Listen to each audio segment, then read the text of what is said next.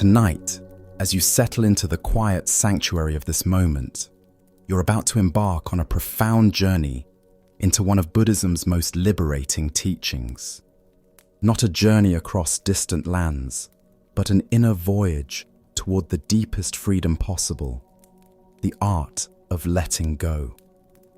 As your breathing naturally slows and your body finds its perfect resting position, allow yourself to be transported to a place where ancient wisdom meets present moment awareness, where each breath becomes an opportunity to release what no longer serves you. Let go of the day's accumulated tensions. Release your grip on tomorrow's worries. For the next few hours, you'll discover what the Buddha called the ultimate happiness, the profound peace that comes from letting go of everything. Welcome to Sleepy Monk. Your journey into freedom begins now. You find yourself arriving at a remote mountain monastery as the morning mist begins to lift from ancient peaks. The wooden gate stands open, welcoming yet somehow knowing, as if it has witnessed countless souls seeking the same liberation you desire. Your journey here wasn't planned in the conventional sense. Something deeper called you to this place, a yearning for freedom from the countless things you've been carrying. Old hurts, future fears, the endless weight of trying to control what cannot be controlled. The path leading to the monastery winds through groves of ancient pine trees, their branches heavy with morning dew that catches the early sunlight like thousands of tiny diamonds.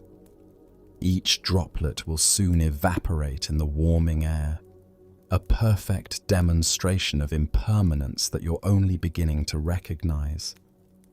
The very ground beneath your feet speaks of letting go, fallen leaves returning to earth, dead branches making space for new growth, the endless cycle of release and renewal that governs all natural processes. As you pass through the entrance, a profound stillness embraces you, not the absence of sound, but the presence of deep peace. Monks move quietly along stone pathways worn smooth by centuries of footsteps, their steps unhurried, their faces serene with the particular tranquility that comes from having released attachment to outcomes. The air itself seems lighter here, infused with pine and morning dew, carrying the subtle fragrance of incense from the meditation hall where practitioners have been sitting since before dawn. The monastery buildings appear to grow naturally from the mountainside rather than being imposed upon it. Each structure demonstrates harmony with conditions rather than dominance over them. Roof lines that follow the slope of the land, materials that weather gracefully with seasons, designs that channel wind and water rather than fight against these natural forces. Even the architecture teaches letting go, showing how beauty emerges when human intention works with rather than against natural processes. Your guide appears almost silently, as if materializing from the morning mist itself. An elderly monk, whose eyes hold depths of understanding earned through decades of practice. His simple brown robes seem to flow with his movement rather than constrain it. Fabric worn soft through countless washings, patches repaired with stitches that speak of care rather than vanity. There's something about his presence that immediately communicates safety, as if he has mastered the art of holding space without grasping, of caring without clinging. "Welcome," he says, his voice carrying the warmth of someone who has found genuine contentment in the simple fact of being alive. You've traveled far, seeking what you already possess, but cannot see, because your hands are too full to receive it. His words land with the gentle authority of truth, spoken without agenda, an invitation rather than instruction, wisdom offered freely without attachment to whether it's accepted or understood. He gestures toward a small pavilion overlooking the valley below, where wooden benches have been placed to take advantage of the spectacular morning view. Come, let us sit together. The teaching of letting go begins not with doing, but with being present to what is. As you follow him along the stone pathway, you notice how each step seems to settle something inside you, as if the very act of walking toward wisdom creates space for that wisdom to emerge. The pavilion commands a breathtaking view of the valley below, terraced fields that follow the natural contours of the land, a river that winds silver through the landscape, villages nestled into protective folds of earth and forest. Everything appears to be exactly where it belongs, nothing forced or out of harmony with the larger patterns. From this height, you can see how human activity has learned to work with geographical conditions rather than against them, creating beauty through cooperation rather than conquest. As you settle onto worn cushions facing the expansive view, you notice how naturally your shoulders drop, how your breathing deepens without effort. Perhaps this is already the beginning of release, allowing the body to find its natural state when not forced into unnatural holding patterns. The cushions themselves tell a story of countless practitioners who have sat here before you, each one seeking the same fundamental freedom from the burden of carrying what need not be carried.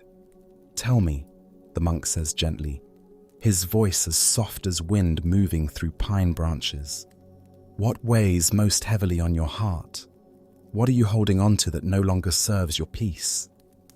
The question invites genuine reflection rather than quick answers, creating space for you to examine honestly the accumulation of concerns, regrets, and anxieties that have brought you to this mountain seeking release. You consider the layers of accumulation that have built up over years, regrets from decisions made or unmade, anxieties about uncertain futures that may never arrive, relationships that ended badly and whose pain you've been tending like a garden of sorrows, opportunities missed, and the elaborate stories you've created about what those missed chances mean about your worth or wisdom. The very consideration of these burdens makes you aware of how much energy goes into carrying them, like someone who has grown so accustomed to a heavy backpack that they've forgotten what it feels like to walk unencumbered. "I see," he nods with infinite compassion as you share what feels safe to express, his eyes holding your pain without trying to fix it or explain it away. The human heart is remarkably strong, capable of carrying enormous loads. But what we often forget is that strength also includes the wisdom to set down what we need, not carry. A breeze moves through the pine branches above, creating a soft rushing sound like a gentle exhale, as if the trees themselves are demonstrating the rhythm of holding and releasing that governs all healthy life. In Buddhism, we speak of attachment as the root of suffering.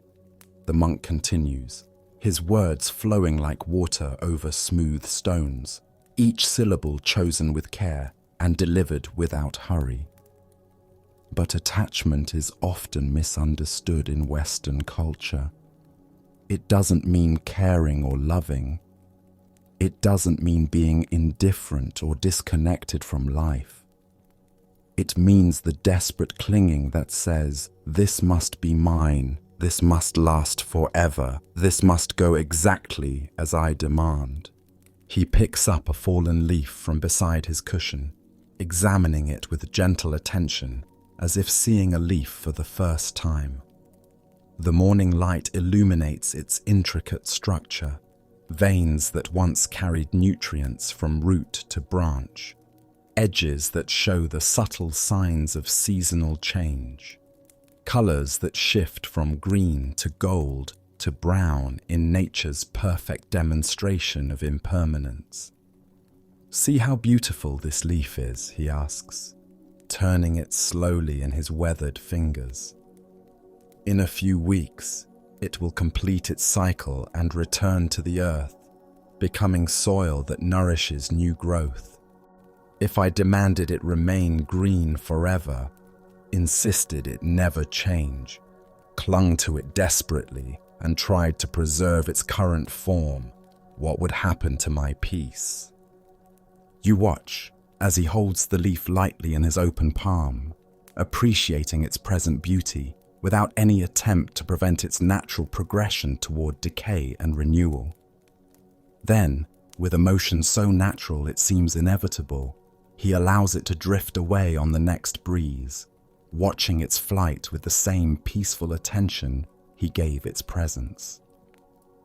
The simple gesture contains profound teaching: how to appreciate beauty without possessing it, how to love without smothering, how to care without controlling. "This is the first lesson of letting go," he explains, his gaze following the leaf as it settles somewhere among the garden paths below. "We can appreciate fully without grasping tightly. We can love completely without demanding ownership. We can care deeply without insisting that what we care about remain frozen in the form we currently prefer." His words settle into the peaceful morning air, like seeds finding fertile ground, simple truths that somehow contain the solution to countless forms of human suffering. The sun climbs higher now, warming your face and hands with the gentle heat that will soon evaporate the dew from grass and leaves, demonstrating once again the constant flow of change that characterizes all existence. Even this comfort, you realize, is temporary. Soon the light will shift, the temperature will change. This particular moment will pass into memory, never to be repeated exactly. Yet there's something deeply peaceful in recognizing the flowing nature of all experience, rather than fighting against it. Most suffering comes not from change itself, the monk observes, perhaps reading your thoughts or simply following the natural progression of the teaching, but from our resistance to change. We exhaust ourselves trying to make permanent what is naturally temporary, trying to control what functions best when allowed to unfold according to its own intelligence, trying to freeze moments that only become more precious when we appreciate their transient nature. A small bird lands on the pavilion's railing, regards you both with bright curiosity for a moment, then flies away to continue its morning activities. It didn't ask permission to arrive or apologize for leaving. It didn't cling to the pleasant perch or resist the call to move on. It simply moved naturally with conditions as they arose, demonstrating the effortless wisdom that animals possess instinctively. Animals and plants understand letting go intuitively, your teacher notes, watching the bird disappear among the trees. They don't cling to last season's form or demand guarantees about the next. They don't resist the natural cycles of growth and rest, abundance and scarcity, expansion and contraction. They flow with what is, moment by moment, trusting the intelligence that has sustained life for millions of years. We humans, with our powerful minds and elaborate thinking, have forgotten this natural wisdom. You think about your own patterns of holding on. The way you replay past conversations in endless mental loops, editing them as if that could somehow change what actually happened. The way you rehearse future scenarios over and over, trying to control outcomes through mental repetition and worry. The way you grasp at pleasant experiences, trying to make them last longer than their natural duration through memory and comparison. How much energy goes into these futile efforts to control the uncontrollable? "Shall we walk together?" the monk suggests, rising with the fluid grace of someone whose body has learned to move without fighting against itself. Sometimes movement helps the teachings settle more deeply than sitting alone.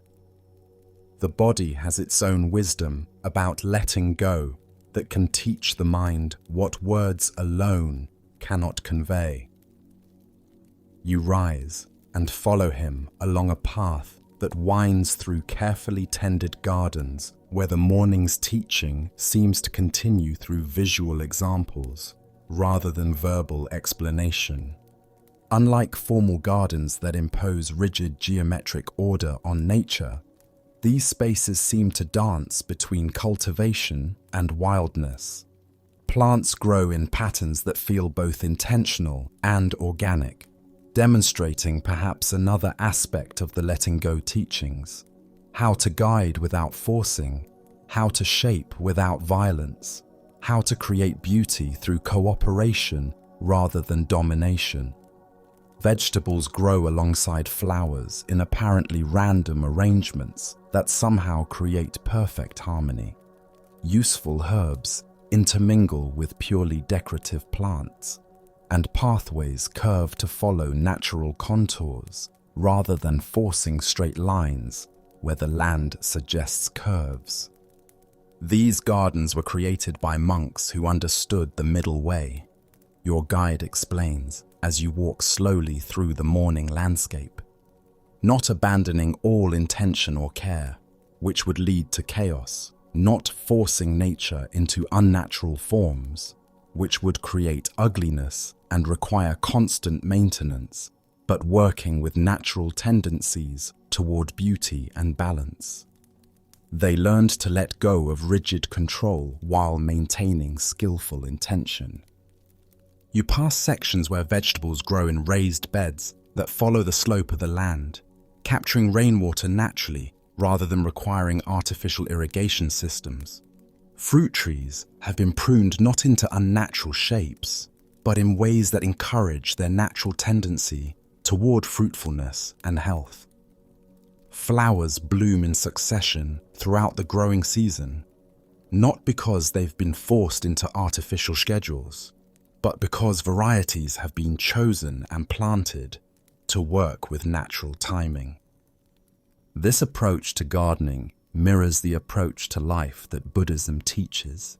The monk continues as you pause beside a section where herbs grow in what appears to be pleasant chaos, but reveals itself on closer inspection to be perfect organization, according to principles of companion planting and natural growth patterns. We learn to work skillfully with conditions as they are, rather than demanding they be different. We discover that letting go of rigid control often produces better results than forcing outcomes through will and effort. The path leads to a small pond, where lotus flowers float serenely on the dark water, their roots anchored in mud at the bottom, while their blossoms open to sunlight above the surface. Some flowers are fully opened, revealing their perfect pink and white centers to the morning air. Others remain tightly closed buds, waiting for exactly the right conditions to unfold. Still others are beginning to fade, their petals loosening and drifting onto the water's surface like natural confetti, celebrating the completion of their cycle.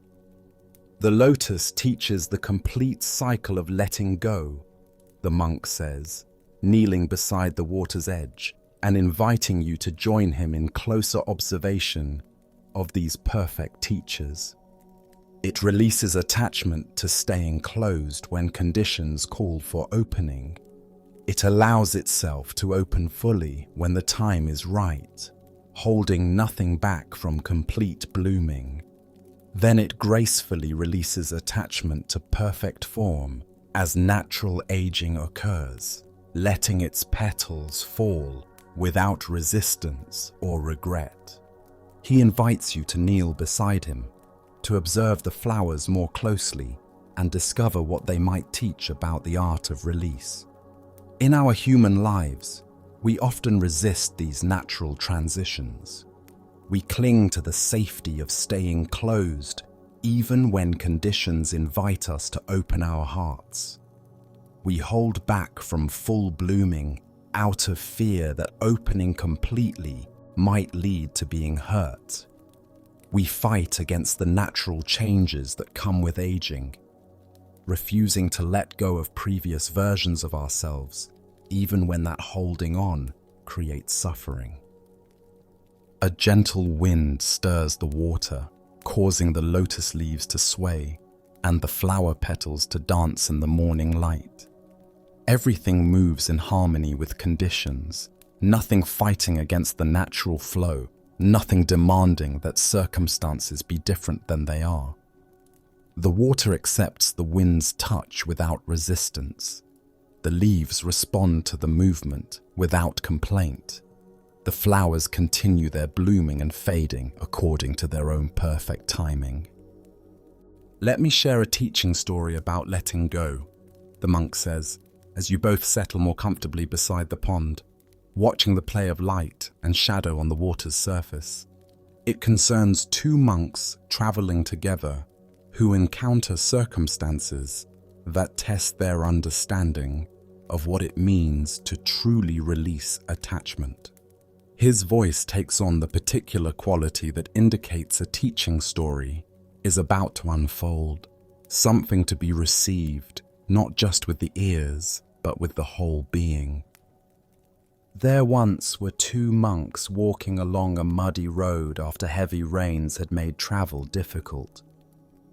As they approached a swollen stream, they discovered a young woman in silk robes standing at the water's edge, clearly distressed about how to cross without ruining her expensive clothes.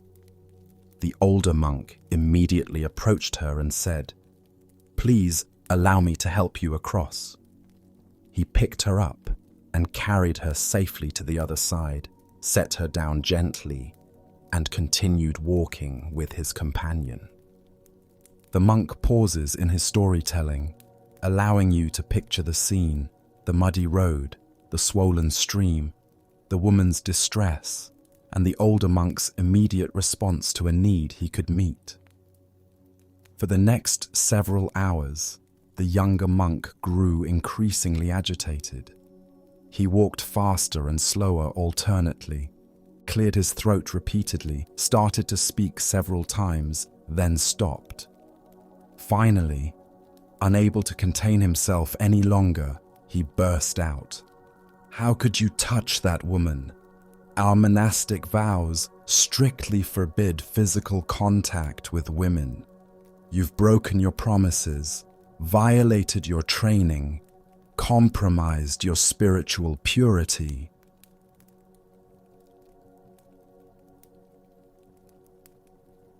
You can imagine the younger monk's internal struggle, his growing sense of righteousness mixed with confusion about his teacher's behavior, his need to voice what seemed like obvious criticism of a clear rule violation. The older monk stopped walking and turned to face his agitated companion with infinite patience and gentle amusement. "Brother," he said softly, "I set that woman down hours ago at the stream's edge. Why are you still carrying her?" The story's wisdom settles into awareness like ripples spreading across still water, each ring of understanding expanding to touch new areas of recognition. How often do you continue carrying experiences long after they're over? How much mental and emotional energy goes into holding on to things that have already ended, situations that are finished, conversations that cannot be changed through endless mental replay. The younger monk's suffering came not from what happened, your teacher explains, his voice gentle with compassion for the universal human tendency to create unnecessary burdens, but from his inability to let the moment pass naturally. He transformed a brief interaction into prolonged anguish through his clinging to judgment and rules over compassion and presence. He made himself miserable by refusing to release something that had already concluded. As you sit by the lotus pond, considering this teaching, you begin to recognize your own patterns of unnecessary carrying. Conversations from years ago that you replay and rehearse, editing them mentally as if you could somehow change what happened through enough repetition and analysis. Hurts from childhood that you tend like painful treasures, afraid that releasing them might somehow diminish their significance or excuse those who caused them. Worries about future events that may never occur, creating present suffering over imaginary problems that exist only in anxious imagination. Letting go doesn't mean not caring, the monk clarifies, perhaps sensing your internal process of recognition and the potential misunderstanding that might arise. It doesn't mean becoming indifferent to people or outcomes. It doesn't mean being passive in the face of injustice or failing to learn from experience. It means caring so deeply that you don't burden your love with desperate clinging. It means honoring what has been without demanding it last forever. It means opening to what is becoming without forcing it to match your preferences. The morning sun has reached its zenith now, creating dancing patterns of light on the pond's surface as small ripples catch and reflect the brightness. You watch as water striders move across the water with perfect confidence, supported not by swimming but by trusting in surface tension, allowing the water to hold them without breaking through. Their movement creates tiny circular ripples that expand outward before gradually disappearing. Another perfect metaphor for the teaching, how to move through life supported by trust rather than control, allowing reality to hold you without constantly testing whether the support will continue. "Are you hungry?" the monk asks as bells begin ringing across the monastery grounds, their clear tones carrying across the peaceful landscape like audible reminders of impermanence. Each sound arises from silence, exists briefly in the air, then returns to silence, perfectly demonstrating the cycle of appearance and dissolution that governs all phenomena. Eating mindfully provides another opportunity to practice letting go. We can appreciate each bite fully without clinging to the experience, allowing flavors to arise and pass naturally without trying to make them last longer than their inherent duration. He leads you toward the dining hall, where monks are gathering for the midday meal. The building itself embodies the same principles you've been observing throughout the monastery. Simple materials used skillfully, proportions that feel harmonious rather than imposing, spaces that invite rather than overwhelm. As you approach, you can hear the gentle sounds of preparation, dishes being arranged, mats being unrolled, quiet conversations as the community prepares to receive nourishment together. The dining hall embodies simplicity and grace in every detail. Low wooden tables, worn smooth by years of use. Individual place settings consisting of a single bowl. chopsticks wrapped in simple cloth, and a cup for tea. Monks take their places in orderly rows, their movements unhurried yet purposeful, demonstrating how efficiency and peacefulness can coexist when actions arise from presence rather than anxiety. There's no rushing toward food, no anxious claiming of seats or portions, no competitive energy around getting needs met. Everything flows with the natural rhythm of need being met without excess or deprivation. Before anyone begins eating, a period of profound silence settles over the hall like a gentle blanket, creating space for gratitude and mindfulness to emerge naturally. One monk near the front of the hall rises and recites a brief chant, expressing appreciation for the food and all the hands that brought it to this moment. The farmers who grew the vegetables, the earth that provided nutrients, the rain that watered the crops, the sun that powered photosynthesis, the countless beings whose work made this meal possible. This gratitude practice, your teacher whispers as the chant concludes and serving begins, helps us receive nourishment without entitlement, appreciate abundance without taking it for granted, acknowledge our interdependence without feeling burdened by it. When we truly understand how much cooperation is required for even the simplest meal, we naturally hold our food lightly while appreciating it deeply. The serving process unfolds with the same mindful attention that characterizes all monastery activities. Monks move through the aisles with large pots and ladles, offering portions to each person without favoritism or shortage. No one demands larger servings or complains about what's offered. Each person receives what is given with a small bow of acknowledgement, creating a continuous flow of offering and receiving that feels like a dance of mutual care.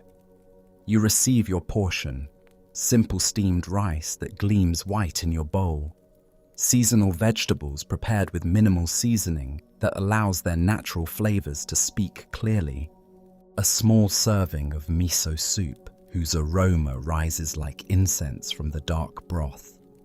Nothing elaborate or exotic, yet when you take the first mindful bite, following the example of monks around you who eat with complete attention, the flavors seem extraordinarily vivid and satisfying.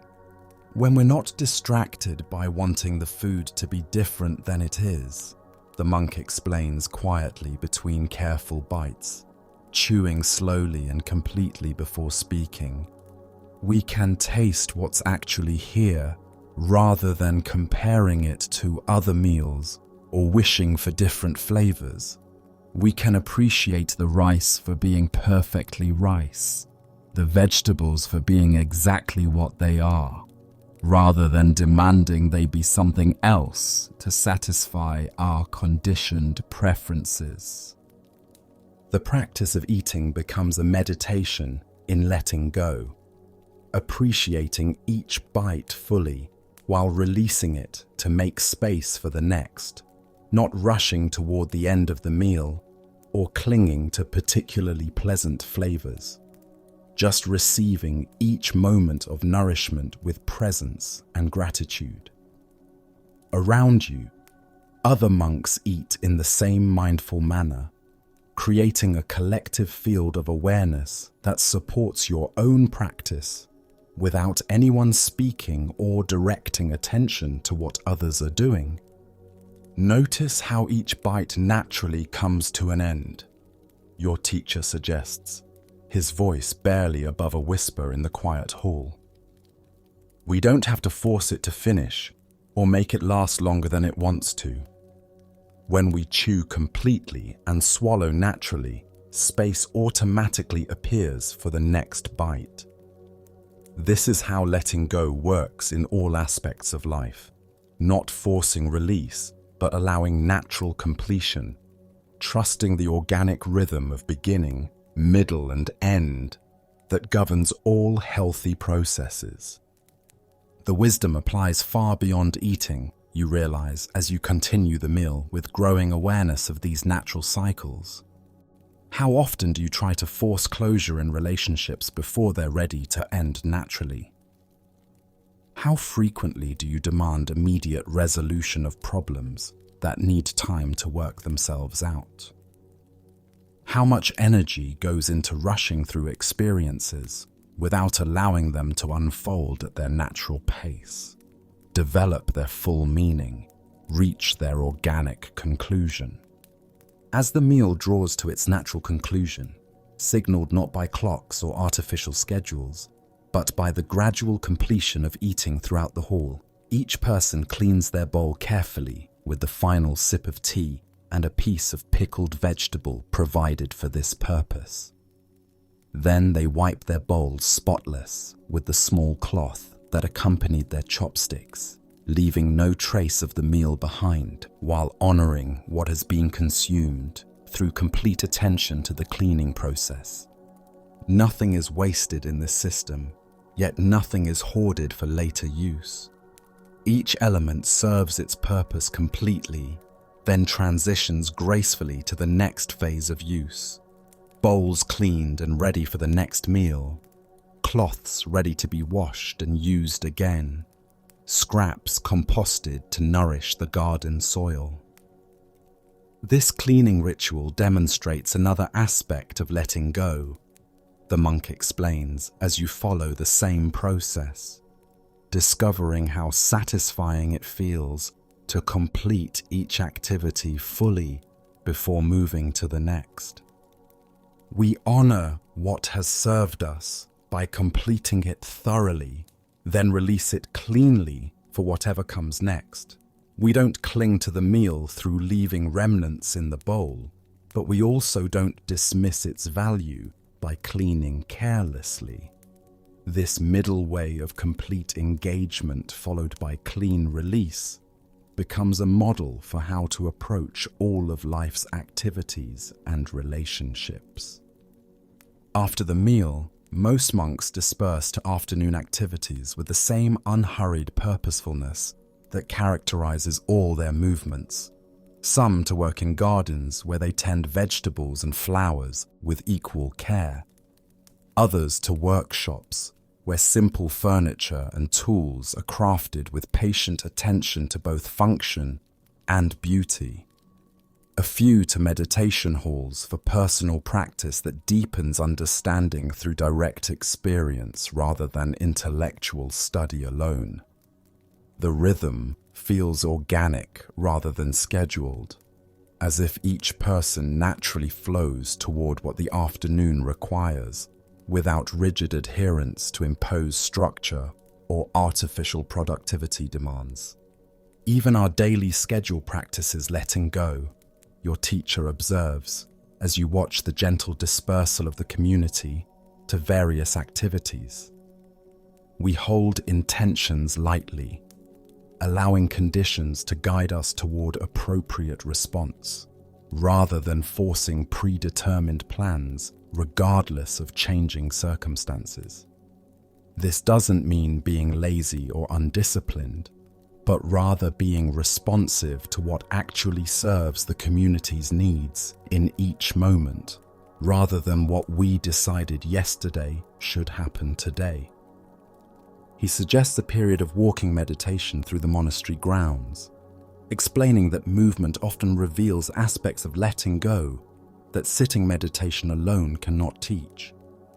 Walking offers perfect practice for letting go, he explains, as you begin moving slowly along stone pathways worn smooth by generations of practitioners. Each step requires releasing the previous step. We cannot move forward while clinging to where we've been. The body knows this instinctively, but when we bring conscious awareness to the process, it becomes a teacher of non-attachment. You walk in contemplative silence for a time, paying attention to the complex process of stepping that usually occurs far below conscious awareness. Lifting the foot requires letting go of contact with the ground. Moving it forward demands releasing attachment to the previous position. Placing it down involves trusting that the earth will provide support. Shifting weight requires faith that the body knows how to maintain balance through constant micro-adjustments. Each movement demonstrates letting go in action, yet feels completely natural and effortless when allowed to unfold according to its own wisdom. In meditation practice, the monk explains, as you continue the slow, mindful walking through gardens and courtyards, we discover that trying to hold on to peaceful states actually prevents peace from arising or continuing. The moment we grasp after tranquility, demand it continue exactly as it is, or create fear around its inevitable ending, we create the very agitation we seek to avoid. His words remind you of times when you've tried to force calmness through will and effort, becoming increasingly tense in the attempt to relax, creating the opposite of what you desired through the very struggle to control an uncontrollable process. The walking path circles through different areas of the monastery complex, each section offering its own teaching about working with conditions rather than against them. You pass workshops where monks craft simple furniture and tools, their movements efficient yet never hurried, focused completely on the task at hand without anxiety about completion times or results. The sound of planes shaping wood and hammers finding nails creates a gentle percussion that feels meditative rather than industrial. Work done with presence rather than mere productivity as the goal. Notice how the craftsmen work, your teacher suggests as you pause to observe a monk carefully sanding a wooden table leg, his attention completely absorbed in the texture of the wood under his hands. They're not fighting against the material or forcing it into unnatural shapes.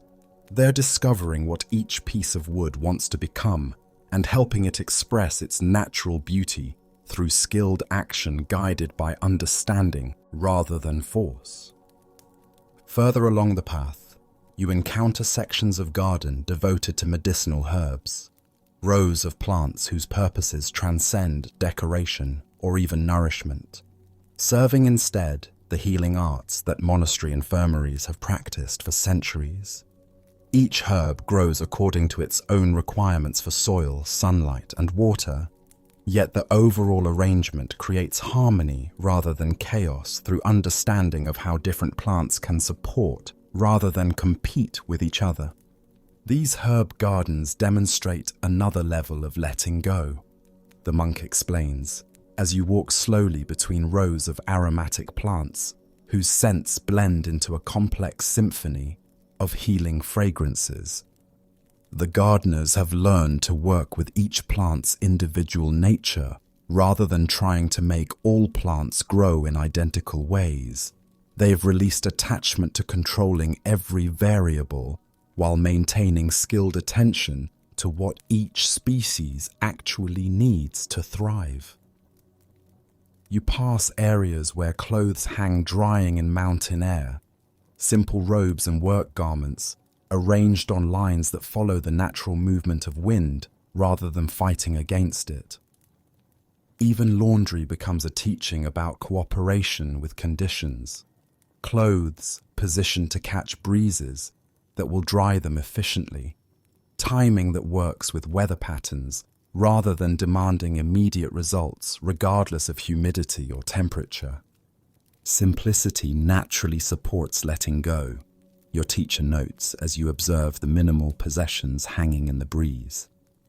When we're surrounded by only what truly serves our well-being, there's less to cling to, less to defend against loss, less to fear being damaged or stolen.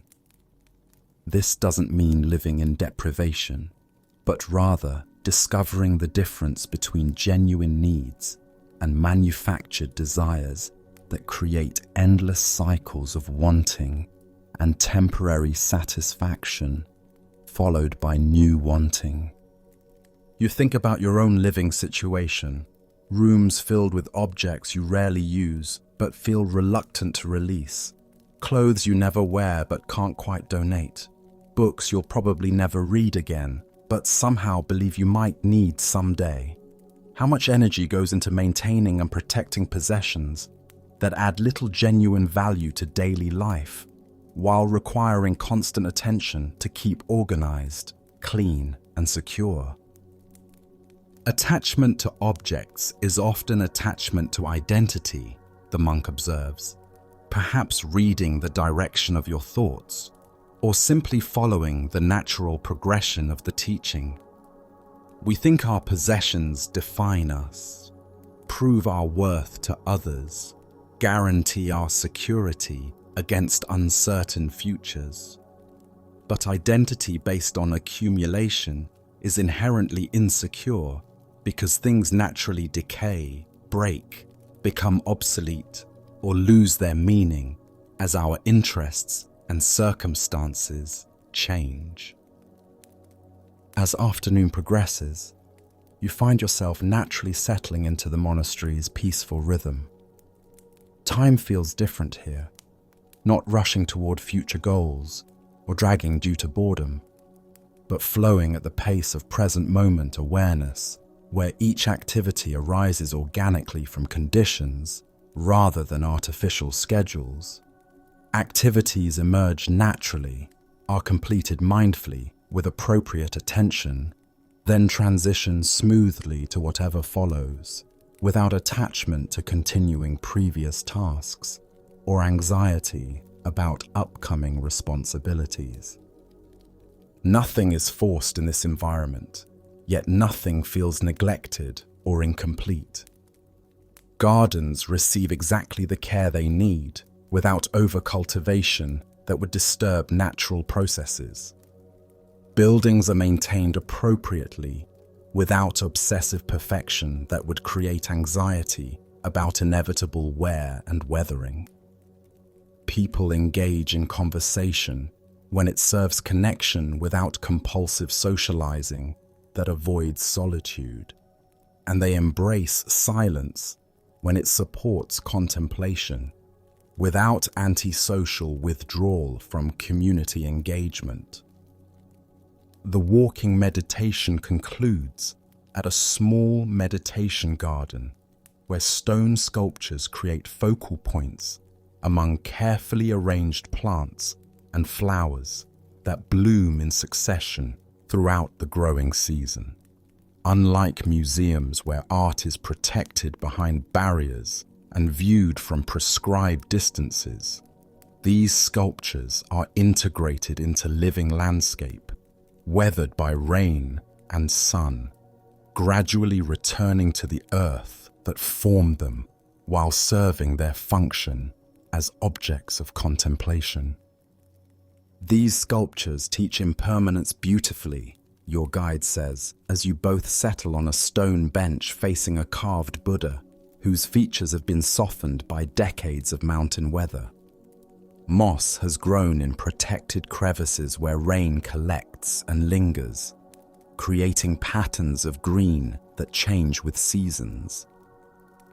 The overall form remains recognizable and inspiring, yet details have evolved through patient weathering that has enhanced, rather than diminished, the statue's serene expression. The sculptor understood that his work would change over time, the monk explains, running his fingers along stone surfaces that feel warm from afternoon sunlight. Rather than fighting natural processes through protective coatings or indoor installation, he chose materials and placement that would age gracefully, becoming more beautiful through acceptance of impermanence rather than despite it. The statue demonstrates what we can learn about our own aging, how to allow time to soften our sharp edges while maintaining essential dignity and purpose.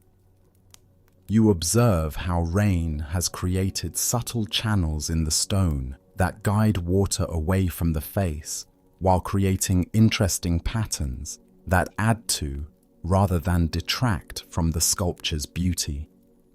Wind has polished surfaces that receive regular exposure while leaving textured areas in protected spaces, creating visual interest through natural processes rather than artificial techniques. Even bird droppings have been incorporated into the overall aesthetic, bleaching certain areas, white in patterns that suggest clouds or flowing fabric. Human beauty works similarly, the monk continues, his own face showing lines earned through years of smiling and concentrating, hair silvered by time, yet somehow more distinguished than artificial attempts to maintain youthful appearance. When we fight against aging, demanding that bodies remain unchanged, refusing to accept the natural evolution of physical form, we create suffering through resistance to inevitable processes. When we learn to appreciate beauty's temporal nature, allow ourselves to age gracefully, find meaning appropriate to each life stage, we discover deeper beauty than surface appearances ever provided. This perspective challenges cultural messages about clinging to youth, fighting against natural aging processes, defining self-worth through unchanging physical attributes maintained through artificial means. What if aging could be embraced as another form of letting go, releasing attachment to previous versions of yourself, while opening to whatever wisdom and beauty each life stage offers, when approached with acceptance rather than resistance?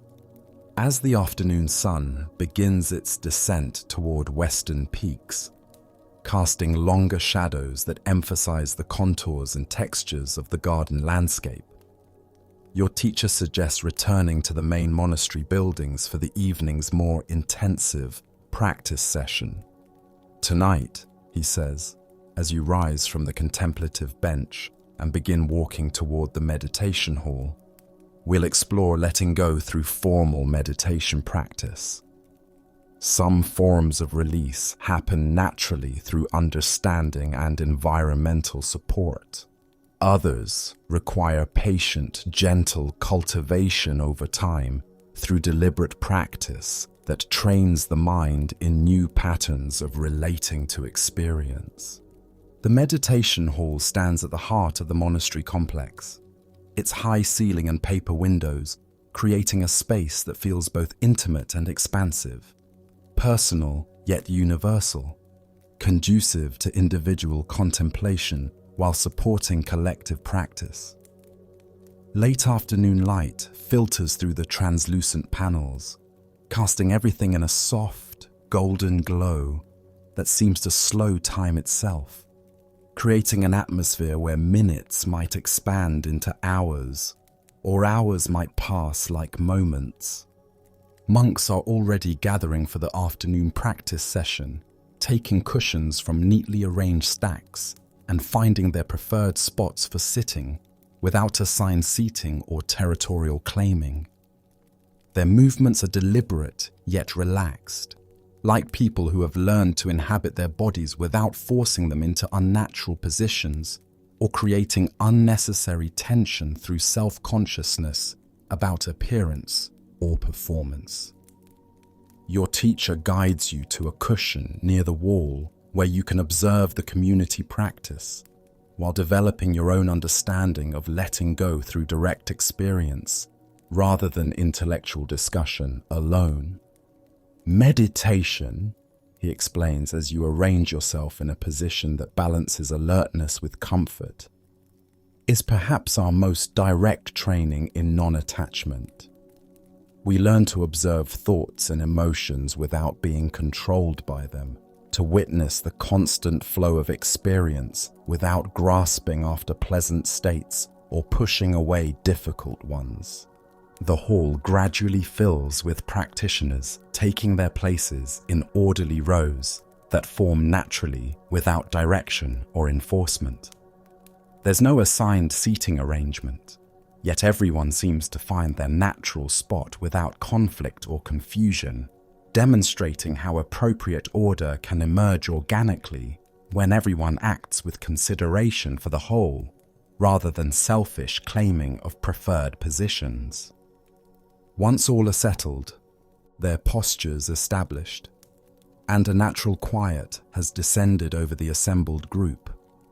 A profound stillness settles over the space, like morning mist finding its resting place in mountain valleys. Not the stillness of forced suppression, where thoughts and feelings are pushed down through will, but the natural quiet that arises when minds are gathered and focused, like individual streams flowing into a common river.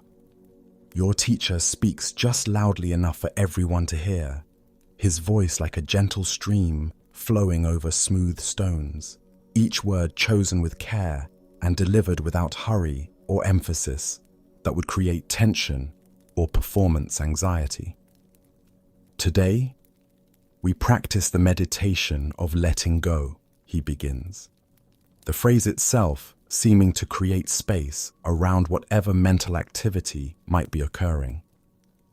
Begin by establishing awareness of your breath, not controlling the rhythm or trying to improve it, just observing the natural flow of inhalation and exhalation as it occurs in this moment.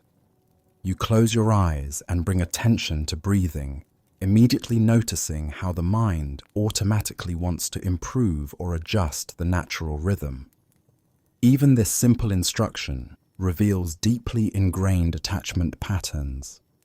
The desire to breathe more deeply than feels natural, more slowly than the body currently prefers, more smoothly than whatever slight irregularities might be present. The urge to be a good breather rather than simply allowing breathing to be exactly as it is demonstrates how pervasive the controlling tendency has become.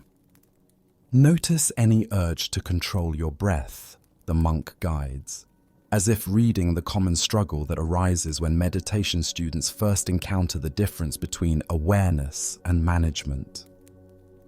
See if you can appreciate breathing exactly as it is in this moment, without needing it to be different, deeper, slower, or more perfect than what's naturally occurring.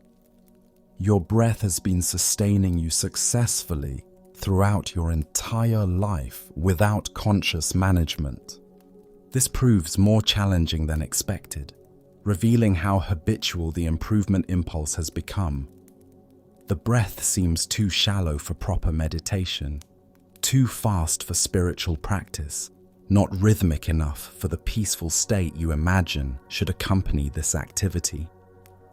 Yet, each attempt to enhance or correct natural breathing makes the process more forced and less satisfying, creating tension where ease should develop. Perhaps this is already the core teaching about letting go, how attempts to control natural processes often create the very problems they seek to solve, how the mind's constant improvement project can interfere with the inherent wisdom that operates perfectly when left alone. Let your breath breathe itself, your teacher suggests, the phrase pointing toward a radical shift from doing to allowing, from managing to trusting. Gradually, through repeated, gentle, returning to simple observation, whenever control impulses arise, you begin to stop trying to be a good breather and simply observe breathing as it naturally occurs in each moment.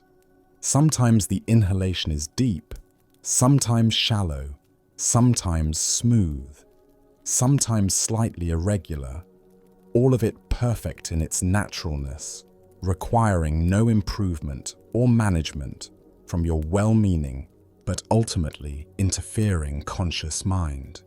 This is the first layer of letting go, the monk explains, after several minutes of allowing this basic settling to occur, releasing the need to improve, manage, or perfect natural processes that function beautifully without our interference. Learning to trust the wisdom that has been operating successfully since your birth, that continues working even when you sleep, that requires no conscious supervision to sustain your life moment by moment.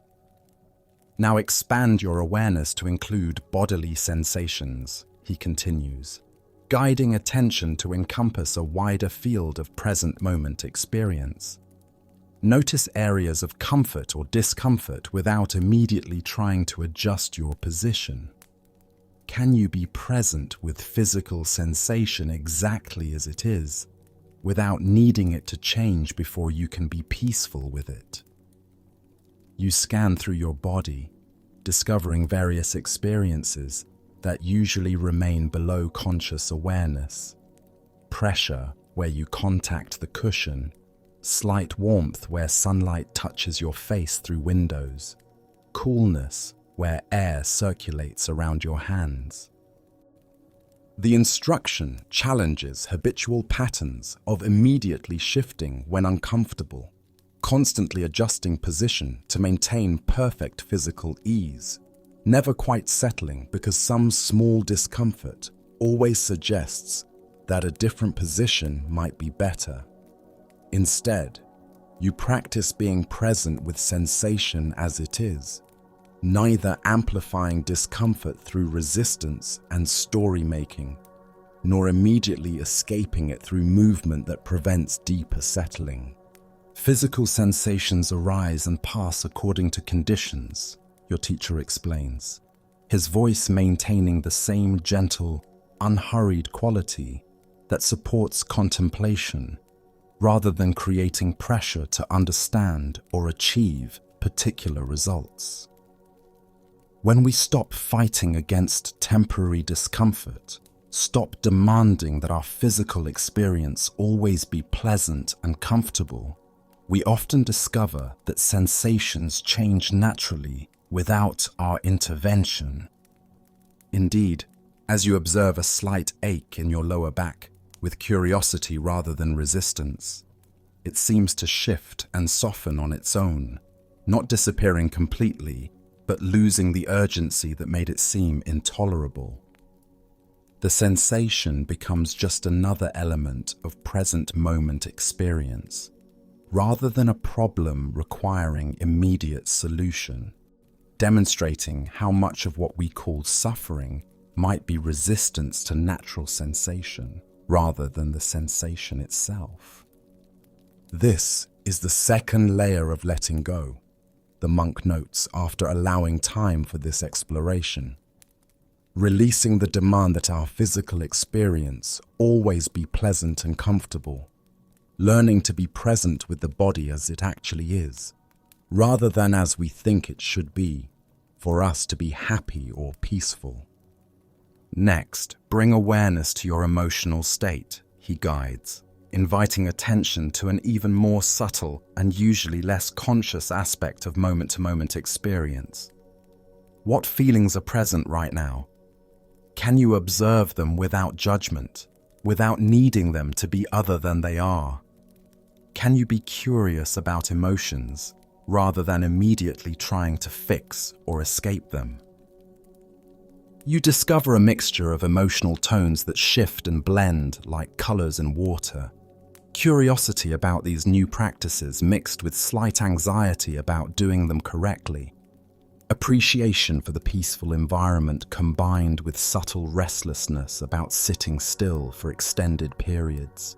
Gratitude for this learning opportunity, alongside mild concern about responsibilities waiting at home.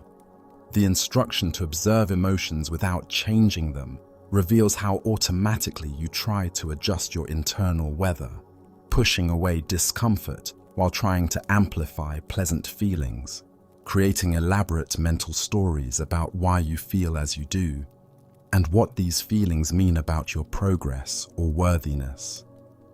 Even the simple act of naming emotions seems to change them, as if awareness itself is a gentle transformer of whatever it touches with patient attention.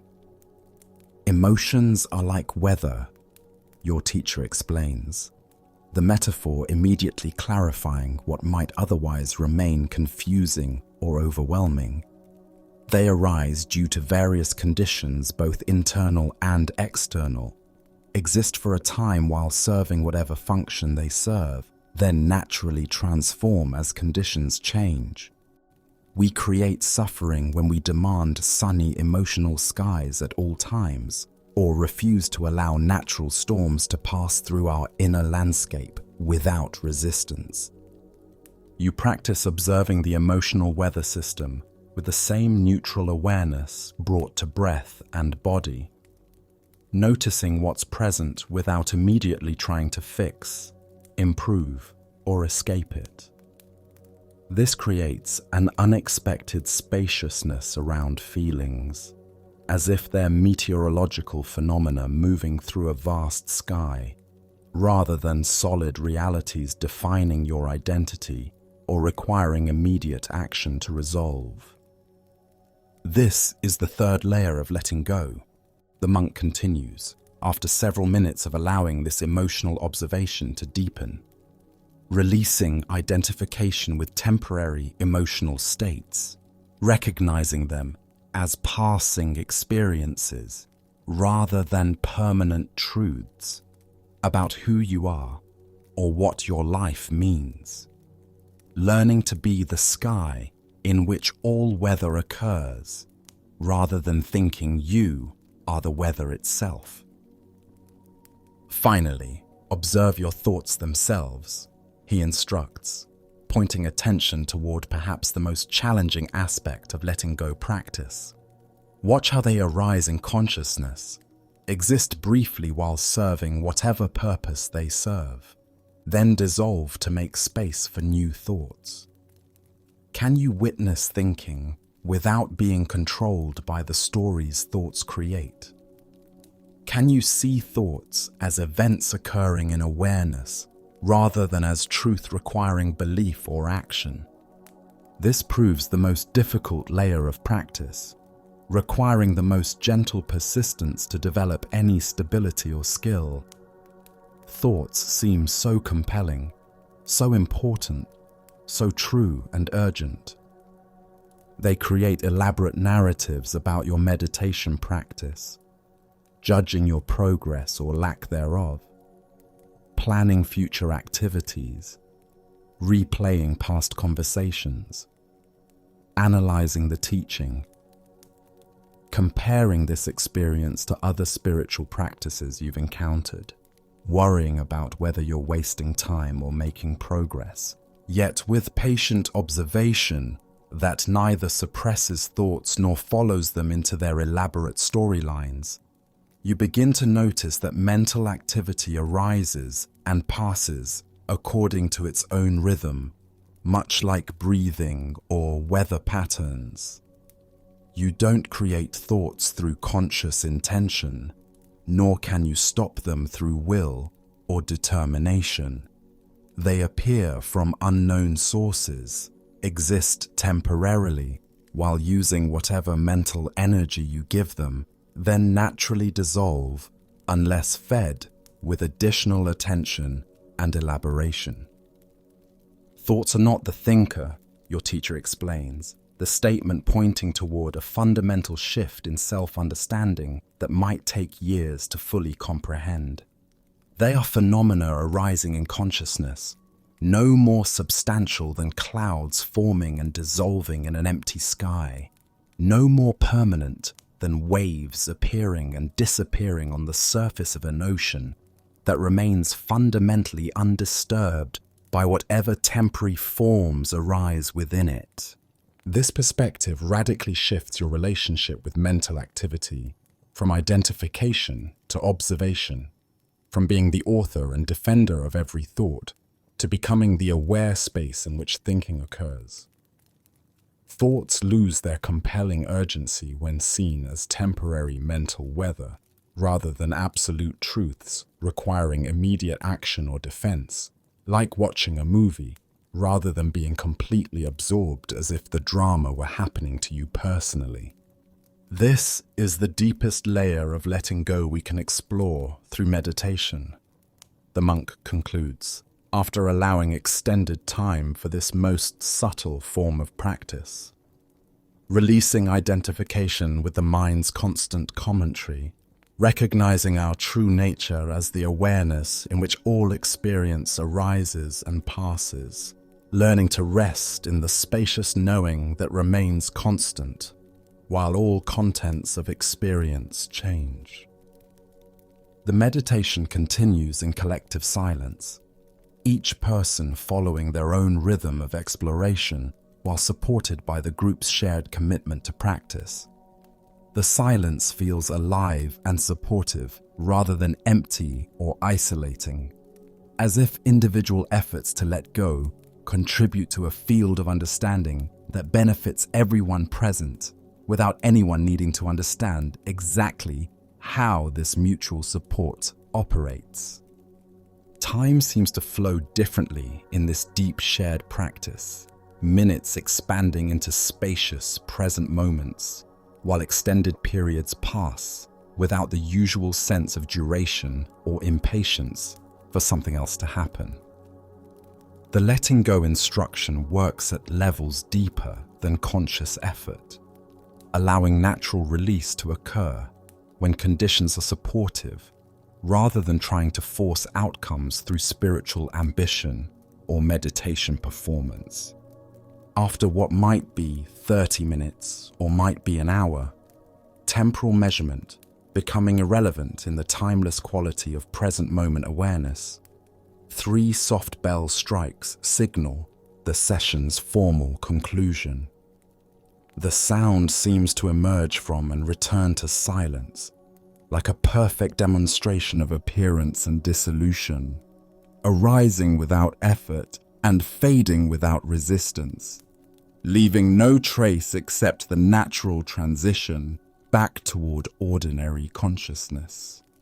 The hall remains quiet as practitioners gradually shift from formal meditation to everyday awareness, taking time to honor the transition rather than immediately jumping back into activity and conversation.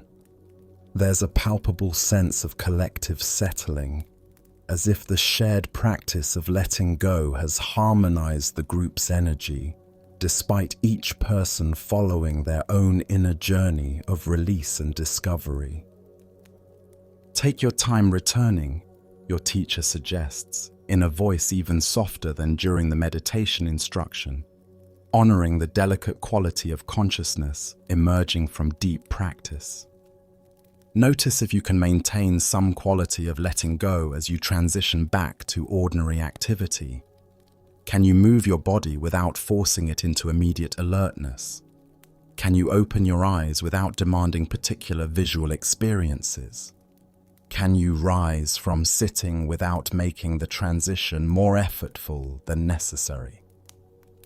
You follow his suggestions for transitioning from meditation to ordinary awareness, discovering how even simple movements can become opportunities to practice non-attachment when approached with the same quality of letting go cultivated during formal sitting.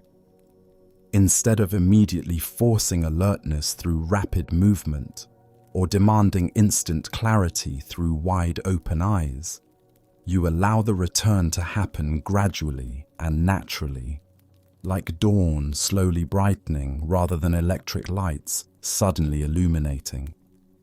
Eyes open softly rather than snapping to attention, receiving whatever visual information arises without immediately categorizing or judging what you see. The body unfolds from sitting position according to its own timing rather than imposed urgency, muscles stretching naturally as circulation adjusts without forcing rapid transitions that might create unnecessary tension or discomfort. As monks begin quietly leaving the hall, their movements maintaining the same quality of presence that characterized the meditation itself. Your teacher invites you to remain for a few minutes longer to process the experience while the insights remain fresh and accessible. "How was that practice for you?" he asks with genuine interest that creates space for honest reflection rather than expected positive responses. You consider how to describe something so subtle yet significant, the gradual releasing of control over breathing, body, emotions, and thoughts. The spaciousness that emerged around experience when you stopped trying to manage every aspect of what arose. The discovery that you could observe mental and emotional activity without being completely identified with every thought and feeling that appeared in consciousness. Many people expect letting go to feel like dramatic release, he notes after you share your reflections, nodding with understanding born from years of guiding students through similar discoveries. Like finally dropping a heavy burden you've carried for years, creating sudden relief and permanent transformation. Sometimes it does manifest that way, particularly when we release major attachments that have been creating significant suffering. His weathered hands rest peacefully in his lap as he continues, demonstrating the embodied quality of someone who has learned to hold even teaching lightly. But often, letting go is more like what you just experienced. A gentle settling, a softening of grip, a recognition that you were holding onto things more tightly than necessary. Like unclenching a fist you didn't realize was closed, or releasing tension in shoulders you didn't know were raised. This description matches your experience more accurately than expectations of sudden liberation or dramatic transformation that sometimes accompany spiritual practice. The letting go felt more like discovering natural ease than achieving some special state, more like remembering how to relax than learning something completely foreign to your experience. Evening light has grown golden and long during the meditation session, casting the hall in increasingly warm, amber tones that seem to slow time even further than the sitting practice already accomplished. Through the paper windows, you can see the first evening stars appearing in the deepening sky, pinpricks of light that have traveled vast distances to reach your awareness in precisely this moment. "Let's step outside," your teacher suggests, rising with the fluid grace of someone whose movement has been refined through decades of mindful attention to how bodies naturally want to move when not forced or hurried. Evening air often helps integration after intensive meditation practice, and there's something about twilight that naturally supports the letting go teachings. The monastery courtyard feels different in evening light than it did during the busy activity of daytime hours.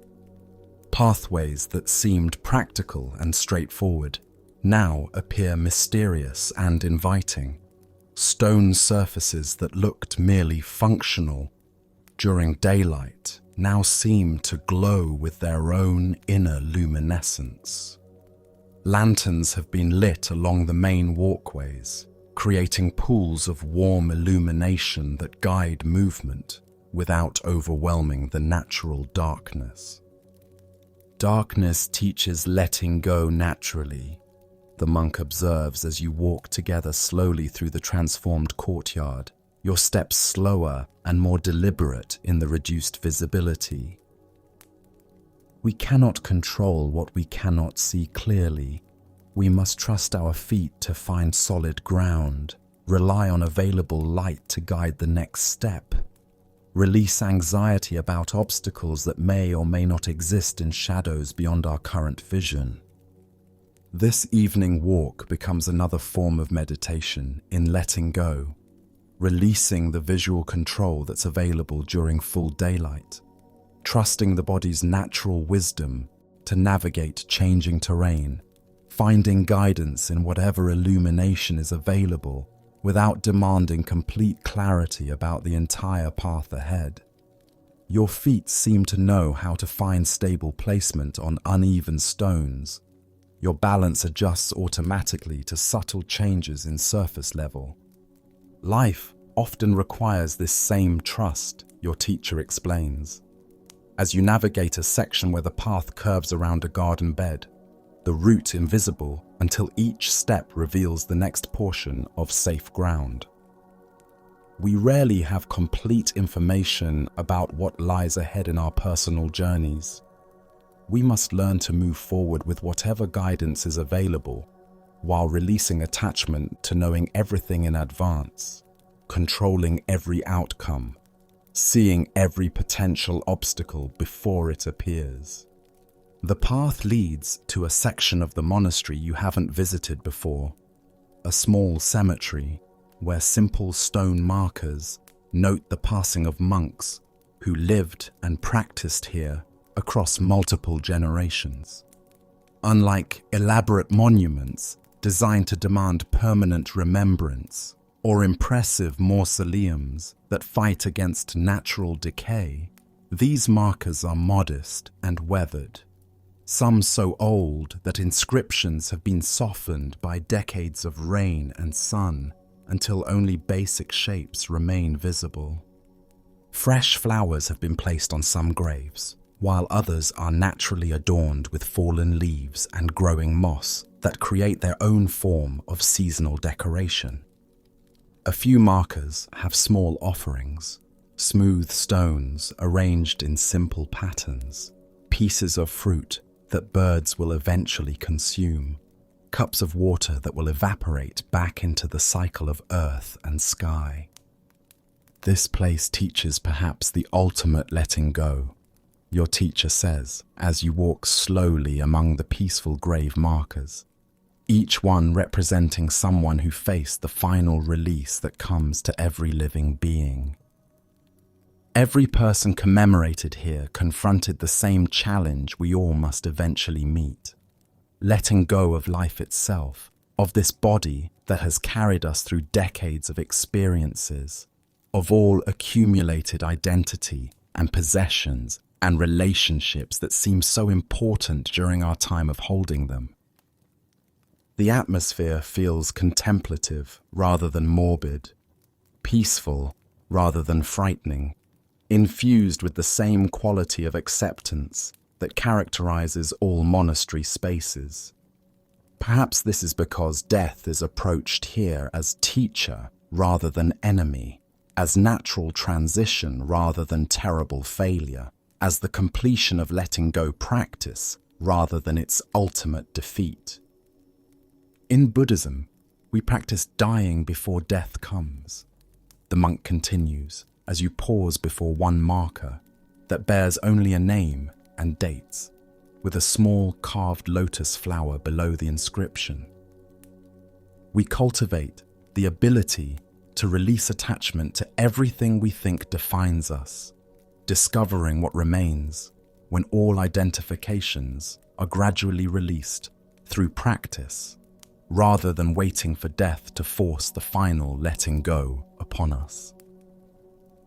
You consider what it might mean to practice dying while fully alive, releasing attachment to being right in arguments, letting go of needing others to understand or approve of your choices, gradually loosening the grip on possessions and positions, and even personality traits that you've used to construct a sense of solid identity. What would remain if all these external supports were gently released? Brother Chen lived here for 60 years, your teacher explains, noting your attention to the particular marker with the lotus carving. He taught many students the art of letting go through his example of how to age and eventually die with grace and curiosity rather than resistance and terror. Even during his final illness, he remained interested in what the dying process might teach him, rather than clinging desperately to remaining alive at any cost. This perspective on death as potential teacher rather than absolute enemy challenges cultural conditioning that views dying as the ultimate failure or tragedy to be avoided through any means necessary. What if death, like all experiences, could be met with awareness and acceptance rather than resistance and terror? What if the dying process, when approached consciously, might offer teachings unavailable through any other means? We practice letting go in small ways throughout life, the monk continues as you walk slowly among the peaceful graves, some so old their markers have become part of the landscape through moss growth and subtle sinking into earth. So that when the ultimate letting go is required, we approach it with familiarity rather than complete panic. Each time we release attachment to having things be different than they are, we prepare for the final acceptance that comes to everyone. The evening cemetery visit creates an unexpectedly tranquil rather than disturbing effect, perhaps because it's approached as spiritual teaching rather than morbid entertainment, contemplation of natural cycles, rather than voyeuristic fascination with mortality. The presence of death as constant background reality somehow makes life more precious rather than less meaningful, more worthy of appreciation rather than something to be taken for granted. Death awareness can be one of our greatest teachers, your guide explains as you complete the circuit through the cemetery and begin walking back toward the main monastery complex. When we truly understand that this body, this personality, this entire accumulation of memories and preferences and accumulated experience is temporary, we naturally hold it all more lightly. We appreciate more fully while clinging less desperately. Returning to the monastery's living areas, you encounter other monks engaged in quiet evening activities, some sitting in small groups for gentle conversation that flows at the pace of natural speech rather than rushed communication, others reading by lamplight with the focused attention of people who value wisdom over entertainment. A few practicing calligraphy with careful strokes that demonstrate how ordinary activities can become forms of meditation when approached with presence and respect for the materials. Everything moves at the unhurried pace of people who have released attachment to filling every moment with productive activity or stimulating input. Conversations arise organically when there's something worth sharing. Continue as long as they serve genuine connection, then conclude naturally without forcing artificial closure or avoiding natural endings. Reading happens at whatever speed allows complete absorption rather than rushing toward completion or comparison with other books. Even our evening leisure practices letting go, your teacher observes, as you walk through areas where monks engage in various quiet activities without any sense of schedule pressure or performance anxiety. We participate in activities for their own inherent value rather than demanding they produce specific results or lead somewhere else. We read for the pleasure of reading rather than to finish books. We converse for the joy of human connection rather than to accomplish particular outcomes. He suggests joining him for evening tea in a small room that overlooks the monastery garden, now transformed by darkness and lantern light into something that seems more magical than the practical growing space it appeared to be during daylight hours. The tea ceremony itself becomes a meditation in letting go, receiving each cup with gratitude rather than entitlement, appreciating each sip fully without trying to make the experience last longer than its natural duration, allowing the tea to cool and the evening to progress without attempting to control the pace of either process. The simple green tea, served without sugar or milk or any additions that might mask its natural character, provides another opportunity to practice acceptance of what is, rather than demanding that experience be modified to meet conditioned preferences. The slight bitterness becomes interesting rather than unpleasant. When met with curious attention, the earthy undertones reveal complexity that goes unnoticed when drinking is merely functional rather than contemplative. Tomorrow, the monk explains as you both sip the cooling tea and watch evening settle over the garden below, we will explore how letting go transforms our relationships with other people. Often, our deepest attachments involve how we think others should behave, what we believe they owe us for our care and attention, or what we imagine we need from them to be happy and secure.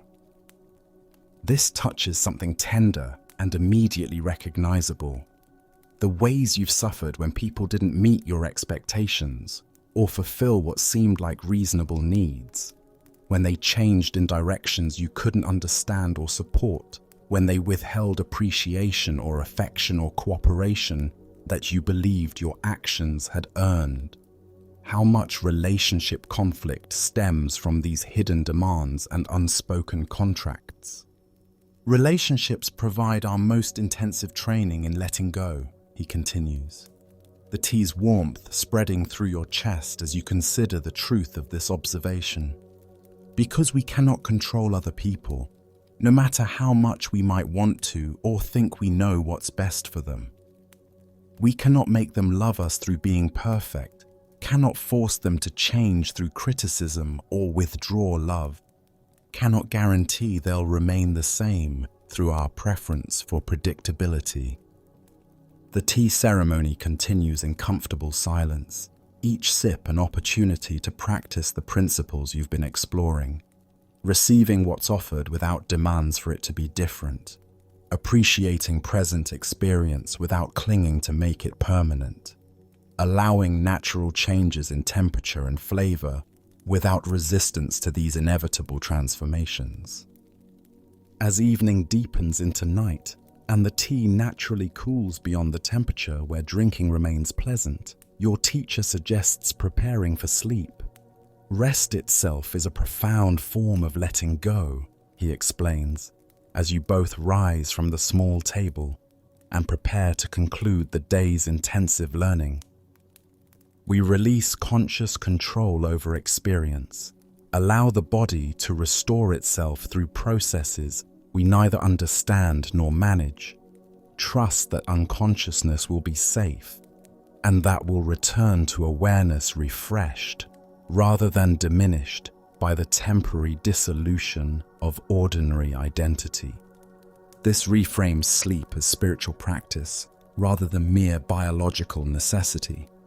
Another daily opportunity to practice non-attachment by releasing the need to control or monitor every aspect of experience, trusting natural wisdom to provide whatever restoration the body and mind require without conscious supervision or improvement efforts.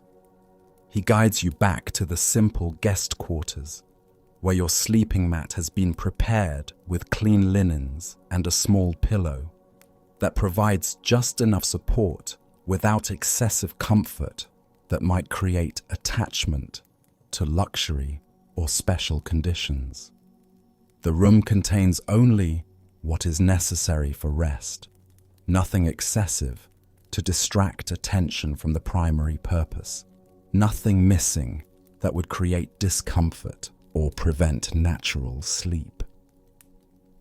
Before sleeping, he suggests, as you prepare for what will be your final night at the monastery, practice releasing the entire day. Allow your mind to settle naturally without forcing it to become quiet through effort or technique. Let your body find its most comfortable position without demanding perfect ease or ideal conditions. Release any expectations about how sleep should occur and trust your natural wisdom to provide appropriate rest. You prepare for sleep following his guidance, noticing how different this approach feels from usual bedtime routines that often focus on trying to force relaxation through various techniques, or becoming anxious when sleep doesn't arrive according to preferred schedules. Instead, you simply allow the day to complete itself naturally, while trusting that sleep will arise when conditions are appropriate, neither rushing toward unconsciousness nor fighting against whatever level of wakefulness feels natural. The monastery bells ring softly in the distance, their clear tones marking the transition from evening activities to nighttime rest, with the same natural rhythm that governs all healthy cycles. Even these sounds seem to encourage letting go, releasing attachment to staying awake and engaged, allowing consciousness to transform naturally into whatever state sleep provides, trusting the ancient rhythms that have sustained life through countless generations. Sleep comes more easily than expected, perhaps because you're not trying to make it happen through mental effort or becoming frustrated when immediate unconsciousness doesn't arrive on demand. Dreams, when they arise, seem lighter and less compelling than usual, as if the day's practice of letting go has reduced the mind's tendency to create elaborate dramas, even during sleep states that normally operate below conscious awareness. The quality of rest feels genuinely restorative, rather than being interrupted by the usual unconscious struggles with unresolved daytime issues or anxiety about upcoming responsibilities. Even sleeping becomes another form of letting go practice when approached as natural process, rather than performance to be evaluated or controlled. Morning arrives with the familiar sound of monastery bells and the gradual lightening of sky visible through your simple window, natural awakening that allows consciousness to return gradually rather than demanding immediate alertness through artificial alarm systems. Unlike jarring mechanical sounds that create stress through sudden transition demands, this organic awakening supports natural cycles of rest and activity. You lie still for a few moments upon waking, appreciating the transition from sleep to wakefulness, without immediately jumping into activity or mental planning about the day ahead. The simple practice of conscious awakening becomes another opportunity to notice how natural processes unfold perfectly when not rushed or managed through excessive effort or artificial stimulation.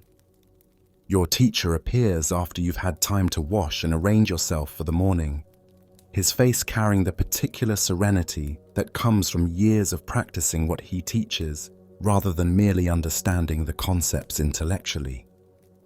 "How did you sleep?" he asks with genuine interest that creates space for honest reflection rather than expected positive responses. You reflect on the night's rest, noting how differently you approached sleep when not trying to control the process or evaluate your success at relaxation.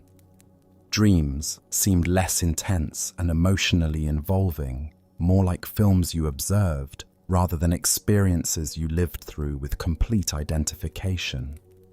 Perhaps letting go during waking hours naturally extends to sleeping states as well, reducing the unconscious struggle that often makes rest less restorative than it could be.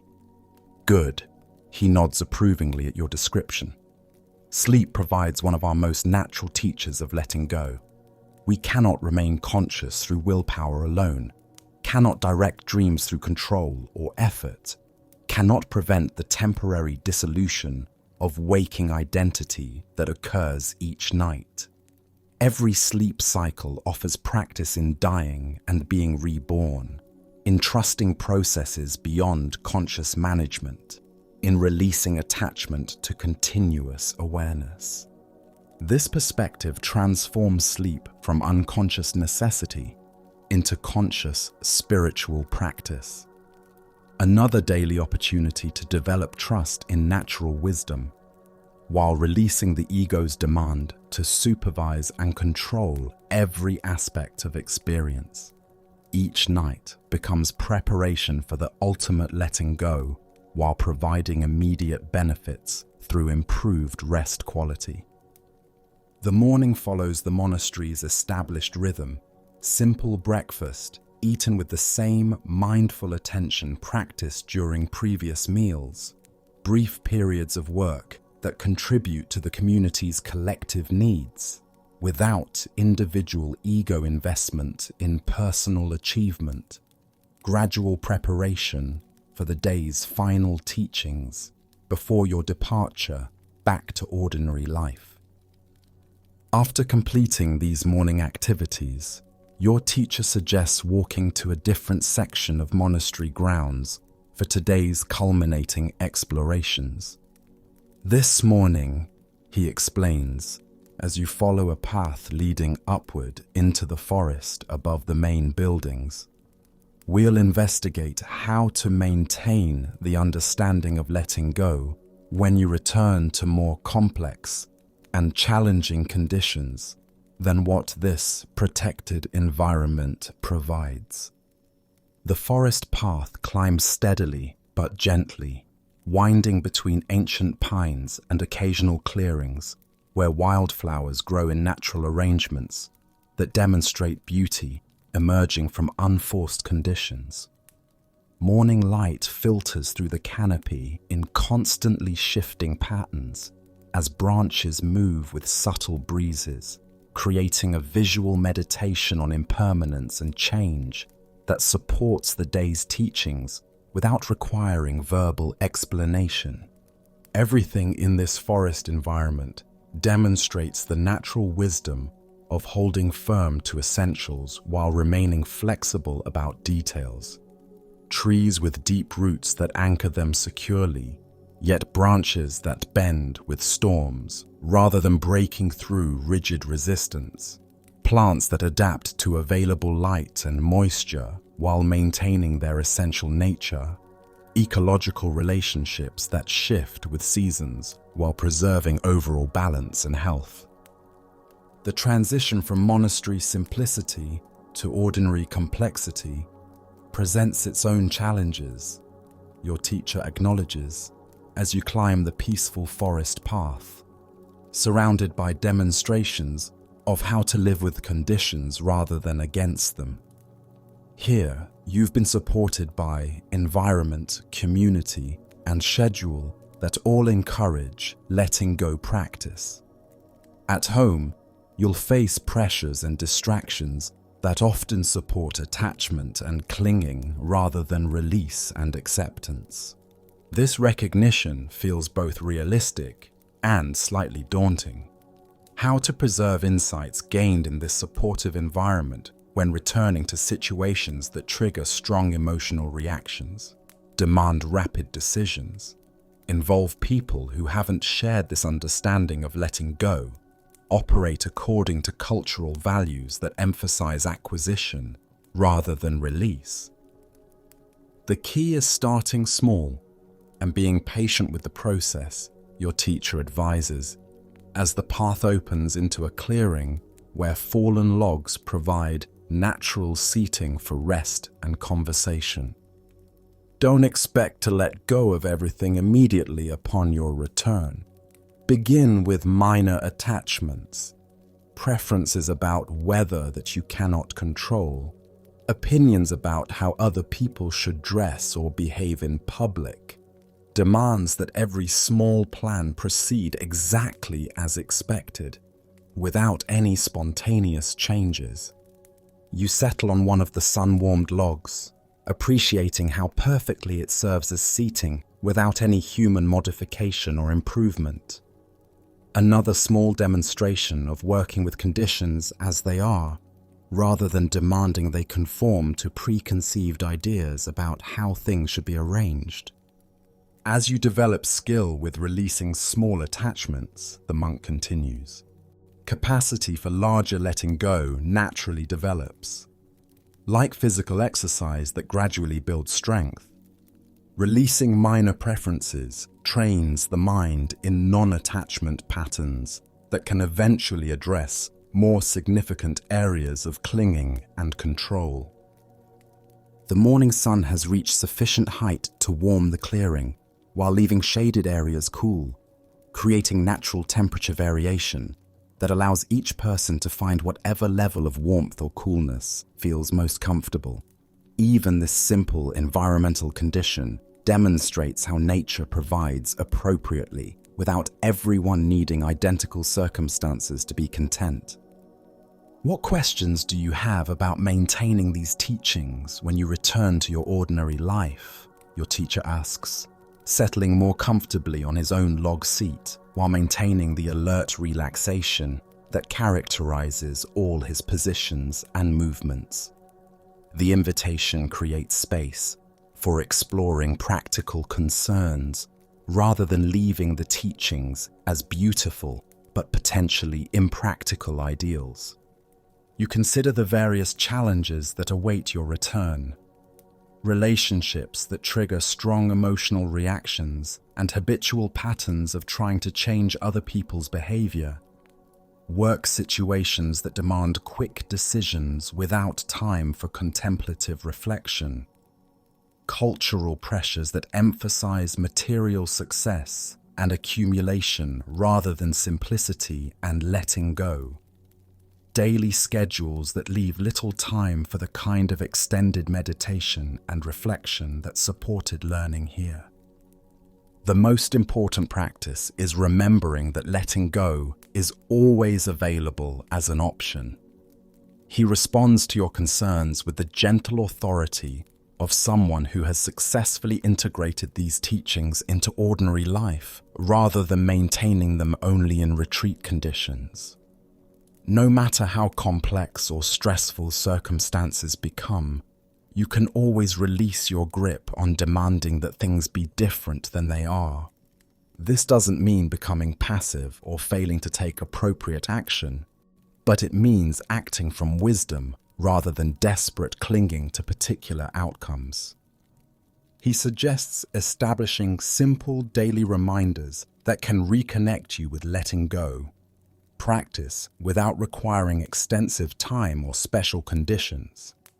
Taking 3 conscious breaths before meals as practice in releasing control over the day's pace and productivity demands. Noticing moments when you're gripping something tightly, whether physically or mentally, and experimenting with softening that grip slightly. Ending each day by releasing any accumulated tensions or disappointments, rather than carrying them into sleep, where they can interfere with natural restoration. Also remember, he adds, his weathered hands resting peacefully in his lap as he speaks, that letting go is not a one-time achievement, but an ongoing practice that deepens gradually over years, rather than being mastered quickly through intensive effort. You will forget these teachings and become caught in old patterns of clinging and control. When you notice this happening, approach the recognition with compassion rather than self-criticism. This permission for imperfect practice feels liberating, removing the additional burden of expecting flawless implementation of letting go principles while still learning how they apply to complex real-world situations. The path includes moments of forgetting, naturally followed by remembering, periods of clinging that create suffering eventually followed by recognition and release. Simply recognizing attachment when it arises is already the beginning of letting go, your teacher emphasizes. You don't have to immediately release everything perfectly, just noticing, oh, I'm gripping this situation very tightly, or I'm demanding that this person behave differently than they are, creates enough space around the attachment for some natural softening to begin occurring. As morning progresses towards the time when you must begin preparing for departure, your teacher leads you back down the forest path toward the monastery buildings, each step carrying you gradually closer to the transition from this protected learning environment back to the complexity of ordinary existence. The path downward requires different attention than the upward climb, demonstrating another aspect of letting go practice. How to remain present and skillful as conditions change, rather than trying to maintain identical approaches regardless of shifting circumstances. Descending demands more careful attention to foot placement, different use of leg muscles, awareness of momentum and balance that differs from uphill movement.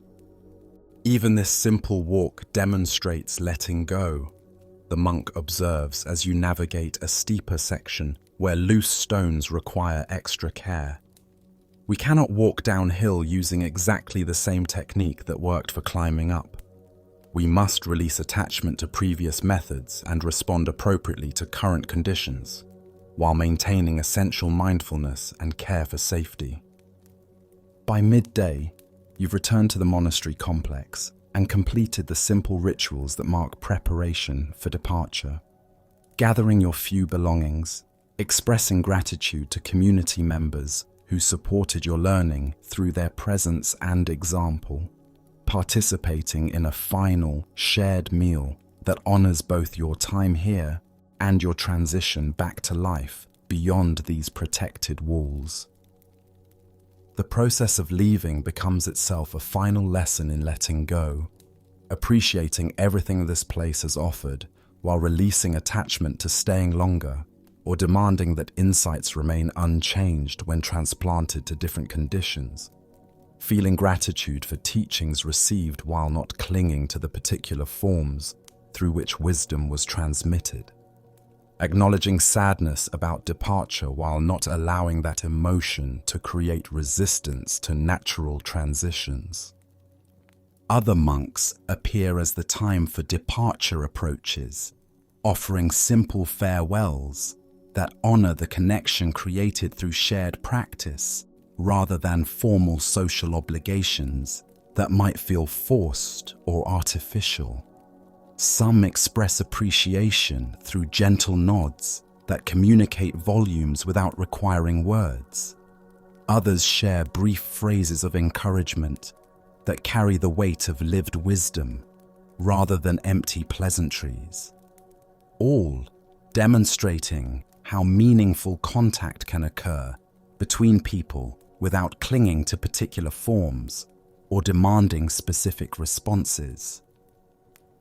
Though your stay has been brief by monastery standards, the connections feel genuine and lasting, based on mutual commitment to understanding rather than personal chemistry or entertainment value. These relationships form through shared exploration of letting go, somehow feel more substantial than many connections that develop over years of casual social interaction without deeper purpose or spiritual foundation. Your teacher accompanies you to the monastery gate, where the path begins its descent toward the valley and eventual transportation back to your ordinary life.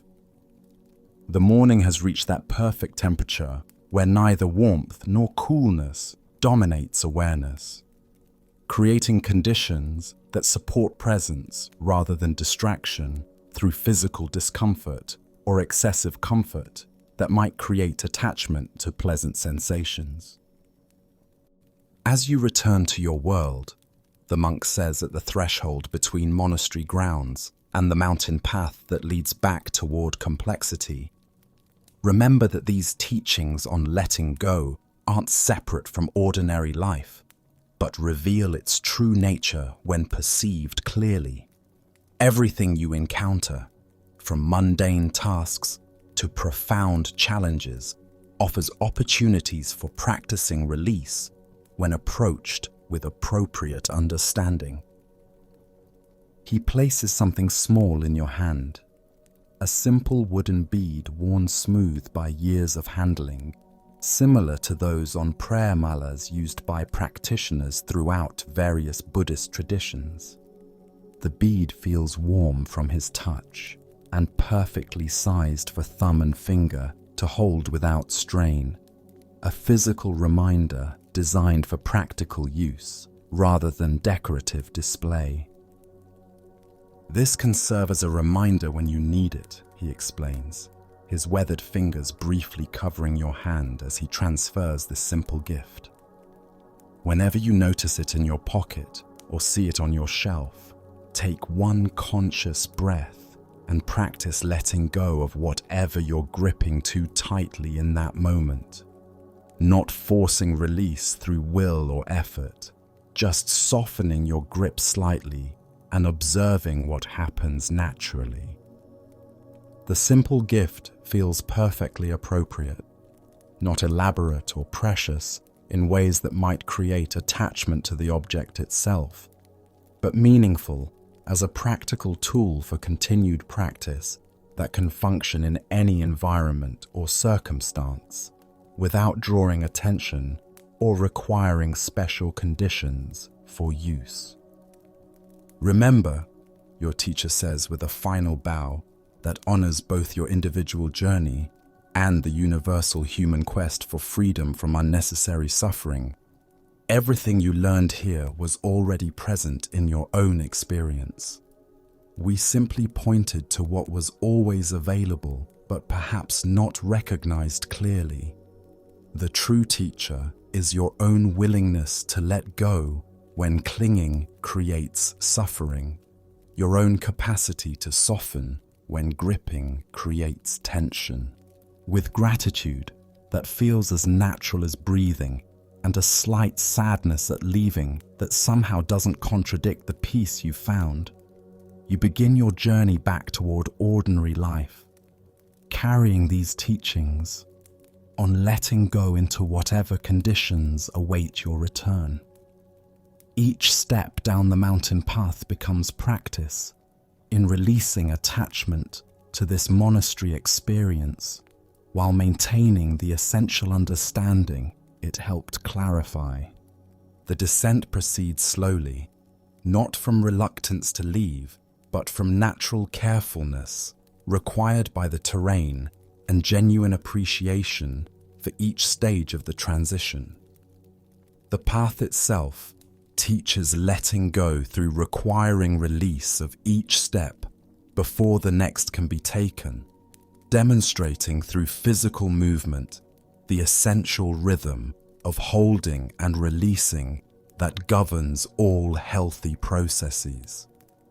As monastery buildings disappear behind ascending ridges and curves in the path, you notice how the teachings remain vivid and accessible despite the loss of environmental support. Perhaps this demonstrates what the monk meant about true learning, insights that integrate so naturally into awareness that they don't depend on external reminders or special conditions to remain alive and functional. The wooden bead rests in your pocket, its presence noticeable without being intrusive, available for conscious use without demanding constant attention. Occasionally you touch it briefly, not as superstitious talisman, but as connection to the intention to practice letting go whenever life presents opportunities for release rather than clinging, acceptance rather than resistance. By midday, you reach the small village where your initial journey began, the settlement appearing unchanged, yet somehow perceived differently through eyes trained in letting go. The same buildings and pathways exist, yet you see them now as temporary arrangements subject to constant change, rather than fixed entities that should remain static to provide security and predictability. While waiting for transportation back to your regular life, you sit at a small cafe overlooking the village square, where ordinary activities unfold with the same eternal patterns that govern human communities everywhere. Merchants arranging their goods according to what they hope will attract customers. Children playing games whose rules shift naturally as conditions change. Elders sharing conversation on benches, worn smooth by countless previous occupants. Each person moves through their daily routines carrying their own mixture of joy and burden, their own attachments and occasional moments of natural letting go that occur without spiritual techniques or conscious practice. A young mother struggles with a crying child, her face showing the familiar combination of love and frustration that comes when caring deeply for someone whose behavior you cannot control through will or wisdom. You recognize this as a teaching opportunity that exists in every moment, how letting go of demanding that the child behave differently might create space for more creative and compassionate responses to the actual conditions she faces. Not abandoning appropriate care or becoming indifferent to the child's needs, but releasing the grip of expecting immediate quiet that creates additional stress for both mother and child. An elderly man feeds pigeons from a paper bag, his expression serene with simple pleasure that requires no elaborate spiritual framework to appreciate fully. The birds come and go according to their own timing and needs, accepting his offering without obligation to remain longer than feels appropriate or provide entertainment in return for food received. Neither the man nor the pigeons seem burdened by expectations about how long the feeding should continue, how grateful the birds should appear, or what the interaction should accomplish beyond the simple joy of sharing food with creatures who can benefit from the gift. It provides a perfect demonstration of generosity without attachment to outcomes, kindness without strings attached. Your transportation arrives, initiating the final phase of transition back to familiar territory. As rural landscapes gradually give way to suburban development and eventually urban environments, you notice how naturally the monastery teachings apply to changing conditions without requiring modification or compromise of essential principles. Instead of judging the increasing complexity and noise as inferior to monastery simplicity, you practice appreciating each environment for what it offers, while releasing attachment to having circumstances remain exactly as they were. The monastery taught letting go through optimal conditions designed to support such learning. Now comes the more challenging, but perhaps more valuable application, maintaining this understanding amid pressures and distractions that often encourage clinging rather than release.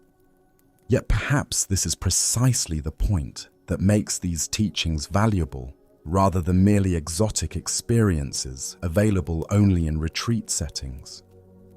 Wisdom that cannot function in ordinary circumstances serves little practical purpose for most people who must work, maintain relationships, meet responsibilities, and navigate complex social environments, rather than living in protected, contemplative communities. Hours pass as you travel deeper into familiar territory, each mile carrying you further from monastery simplicity toward the accumulated complexity of your own life. The wooden bead remains in your pocket, occasionally touched as reminder, but no longer needed as conscious prompt, because letting go has begun integrating into natural responses rather than remaining a special technique requiring deliberate application. Evening approaches as you finally arrive in your own neighborhood, your own street, your own familiar environment that appears simultaneously unchanged and subtly different. The physical surroundings remain exactly as you left them, yet your perception has been refined through days of practicing release, creating space to see these ordinary conditions with fresh appreciation, rather than taking them completely for granted. Entering your living space, you notice immediately the sheer quantity of objects surrounding you, not necessarily excessive by cultural standards, but startling after monastery simplicity, where every item served clear purpose and nothing accumulated without conscious intention. Each possession represents some form of attachment to comfort, security, identity, memory, or imagined future needs. These attachments aren't necessarily problematic in themselves, you realize, but they become sources of suffering when held with desperate clinging rather than light appreciation. The monastery didn't teach hatred of material objects, but rather a different way of relating to them, using what serves genuine well-being while releasing anxiety about loss, theft, or damage to things that can be replaced or lived without. You place the simple wooden bead on a small shelf where you'll encounter it regularly during daily activities. A physical reminder of teachings that must now prove themselves through practical application rather than retreat conditions. Then you settle into your familiar chair and take 3 conscious breaths, establishing presence in this moment of return rather than immediately planning improvements or organizing accumulated responsibilities. The first few days back pass quietly as you experiment with applying letting go teachings to routine activities and familiar challenges. Morning coffee becomes an opportunity to practice appreciation without clinging, enjoying each sip fully while releasing attachment to making the experience last longer than its natural duration, appreciating the warmth and flavor without demanding that future cups provide identical satisfaction. Work situations become occasions to notice when you're gripping solutions too tightly, trying to control outcomes beyond your actual influence, creating suffering through demanding that complex problems resolve quickly according to your preferred timelines. The letting go practice doesn't reduce your effectiveness or commitment to quality work, but it does reduce the additional stress created by attachment to having everything proceed exactly as planned. A particularly challenging conversation with a family member provides valuable practice in maintaining care while releasing control. Old patterns of emotional reactivity arise automatically when they express opinions you consider unwise or make choices you believe might harm their well-being or happiness. These familiar reactions feel like comfortable old clothes, well-worn grooves of response that require no conscious choice or creativity. Yet alongside the habitual frustration and urge to convince them of better alternatives, new awareness emerges, like morning light, gradually illuminating a familiar landscape. You recognize the possibility of loving them completely while releasing attachment to changing their mind, of offering perspective clearly without demanding it be accepted or implemented, of caring about their well-being without assuming responsibility for their choices. The conversation doesn't magically resolve all disagreements or eliminate the differences of opinion that triggered initial conflict. They remain free to consider or ignore your input according to their own judgment and life experience. But your relationship to these differences transforms through the simple practice of letting go, creating space for love to exist without the burden of having to control or fix what cannot be managed from outside their own decision-making process. You remain free to express concern and offer support while releasing the exhausting job of trying to manage another person's life through superior wisdom or more intense caring. They remain free to appreciate or dismiss your perspective without that response determining your fundamental regard for them as a human being worthy of respect and affection. Weeks pass as the monastery teachings continue integrating into daily experience through countless small applications rather than dramatic transformations. Progress proves non-linear rather than steadily upward. Some days bring clear insight and natural letting go that makes life feel effortless and spacious, while others revert to familiar patterns of clinging and control that create unnecessary friction and suffering. Yet even the forgetting becomes instructive when approached with compassion rather than self-criticism that would create additional suffering beyond whatever attachment initially caused difficulty. Each recognition of clinging offers a fresh opportunity to practice release without judgment about why the attachment arose or how long it persisted before being noticed. A work project fails despite careful planning and diligent effort, triggering initial reactions of disappointment and self-blame that feel as automatic as reflexes. These responses seem completely justified given the time and energy invested, the hopes attached to successful completion, the professional consequences that might follow from the failure to achieve expected results. Yet alongside these natural emotional responses, space emerges for investigating what conditions contributed to the outcome beyond your control or reasonable foresight.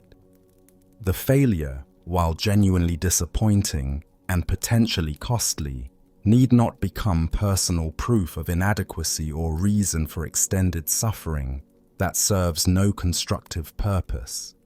It simply represents one outcome arising from complex conditions, most of which remain beyond any individual's complete management or prediction.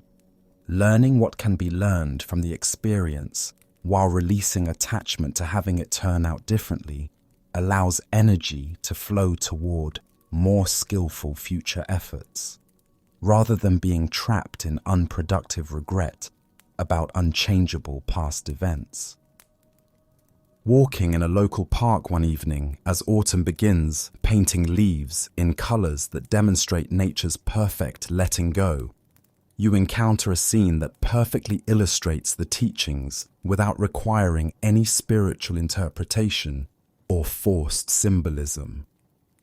An elderly woman sits on a bench feeding ducks at a small pond, her movements slow and deliberate, her expression peaceful in ways that suggest years of practice in finding contentment through simple activities.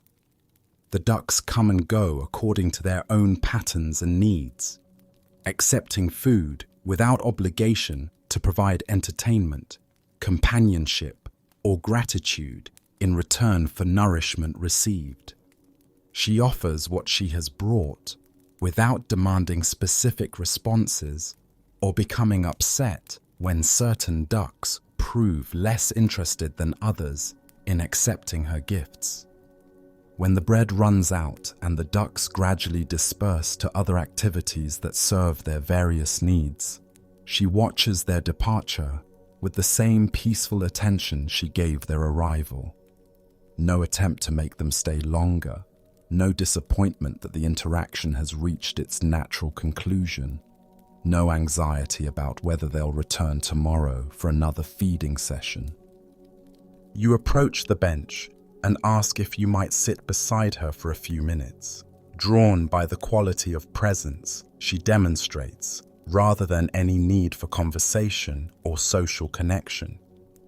She welcomes your company with a gentle nod, and you sit together in comfortable silence, watching the pond's surface reflect evening light in patterns that shift constantly as slight breezes create ripples.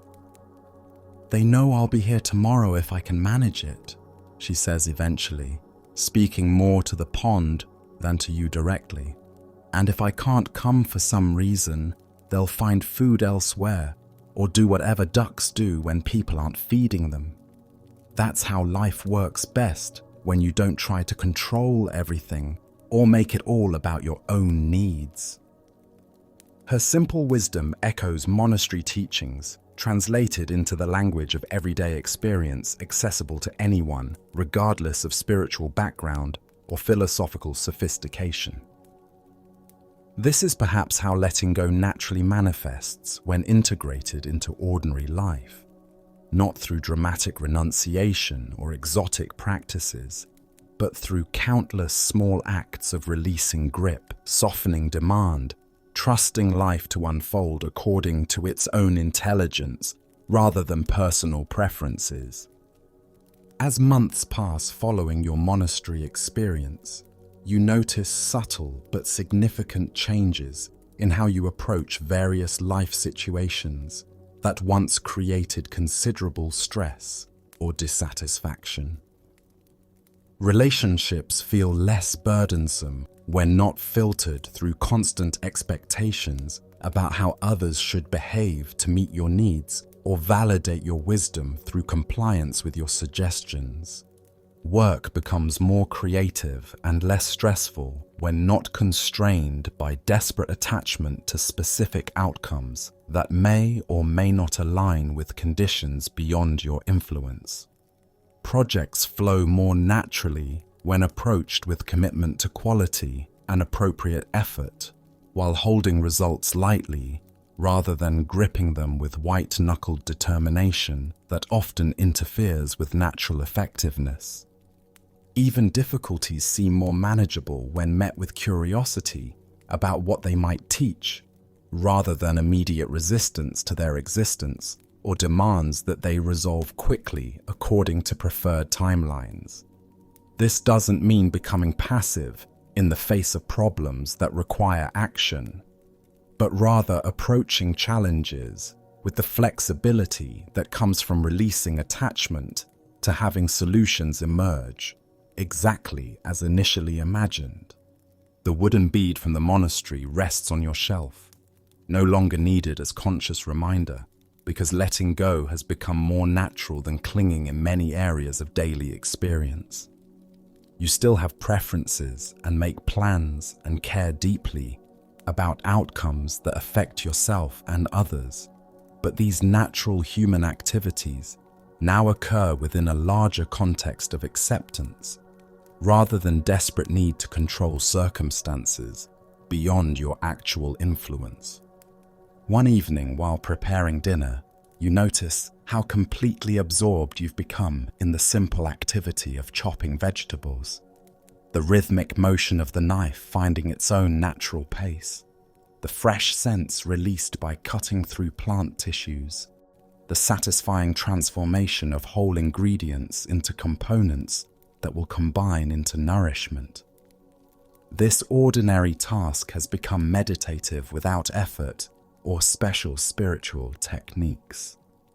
The absorption feels natural rather than forced, emerging from present moment attention to what you're actually doing, rather than mental preoccupation with past events or future concerns that usually dominate consciousness during routine activities. Perhaps this demonstrates how letting go naturally infuses daily experience when not pursued as spiritual achievement, but simply practiced as sensible response to life's constant changes. The meal preparation continues with the same quality of presence, appreciating each ingredient for its unique contribution while not demanding that flavors blend. exactly according to previous successful attempts, allowing cooking times to vary slightly according to current conditions, rather than rigidly following recipes that may not account for differences in stove temperature or ingredient freshness. Even cleaning dishes afterward maintains this natural mindfulness, feeling the warm water and soap creating cleansing conditions, noticing how easy it becomes to remove food residues when soaking time and scrubbing pressure work together appropriately, appreciating the satisfaction that comes from completing this simple task thoroughly without rushing toward other activities that might seem more important or interesting. These ordinary activities demonstrate how letting go expresses itself through daily life when integrated naturally, rather than applied as special technique requiring conscious effort or spiritual framework. The teachings have become like breathing, so essential and automatic that they operate below conscious awareness while supporting everything else that occurs. Later that evening, sitting quietly as day transitions toward night, you reflect on how profoundly your relationship with experience has shifted since those days at the mountain monastery. External circumstances remain largely similar. Same living situation, same job responsibilities, many of the same relationships and daily activities that comprised your life before learning about letting go through direct practice. Yet, your approach to these familiar conditions has transformed through the simple cultivation of releasing attachment to having things be different than they are. This doesn't mean becoming passive or ceasing to work toward positive change when action seems appropriate, but rather engaging with life from wisdom, rather than desperate, clinging to outcomes beyond your control. You still take appropriate action when situations call for response, still express preferences and work toward goals that seem worthwhile, still care deeply about results that affect yourself and others. But these natural human activities now occur within a foundation of acceptance that prevents the additional suffering created by demanding that reality conform to personal preferences, regardless of conditions that may make such conformity impossible or inappropriate. As you prepare for sleep on this ordinary evening, months after your monastery experience, you recognize how naturally letting go has woven itself into the fabric of daily existence. Not as exotic spiritual practice requiring special conditions or elaborate techniques, but as the natural response of wisdom to life's constant changes and challenges that cannot be controlled through will or effort alone. Sleep approaches gradually as you release the day's accumulated experiences, appreciating what went well without clinging to pleasant moments that have already passed into memory, acknowledging difficulties without carrying them into rest where they might interfere with natural restoration processes, allowing your body to find whatever position provides appropriate comfort without demanding perfect ease or ideal conditions. Even the transition from wakefulness to sleep becomes another opportunity to practice letting go, releasing conscious control while trusting natural processes to provide whatever rest and renewal your body requires, without supervision or improvement efforts from your well-meaning, but ultimately unnecessary, conscious management. Your breathing naturally slows as you settle deeper into relaxation, each exhale becoming a small letting go, releasing tensions held in muscles you didn't realize were contracted, releasing thoughts that want to continue processing the day's events or planning tomorrow's activities, releasing any anxiety about how sleep should occur or how tomorrow should unfold according to your preferences. The simple wooden bead sits quietly on its shelf, no longer needed as reminder, because letting go has become as natural as breathing, as automatic as the heart beating, as effortless as the countless physiological processes that sustain life without requiring conscious direction or constant monitoring for proper function. Dreams, when they arise during the night, feel lighter and less emotionally compelling than in previous years, when sleep often became another arena for struggling with unresolved issues or rehearsing anxious scenarios about imaginary future problems.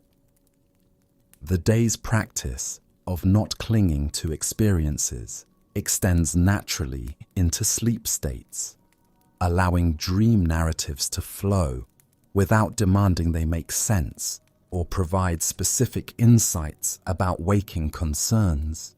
Sleep itself becomes deeper and more restorative when approached as another form of letting go, rather than unconscious battle with whatever tensions or worries might have accumulated during daytime activities. The body knows how to rest and restore itself when not interfered with by mental efforts to control or improve natural processes that function optimally when left alone.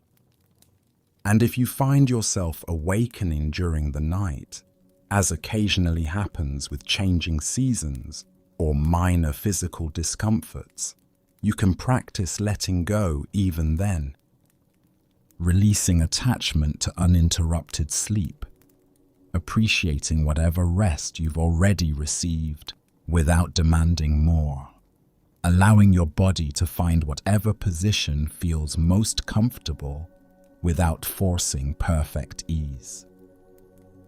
These middle-of-the-night awakenings become opportunities for gentle practice rather than sources of frustration about disrupted sleep patterns or anxiety about being tired tomorrow.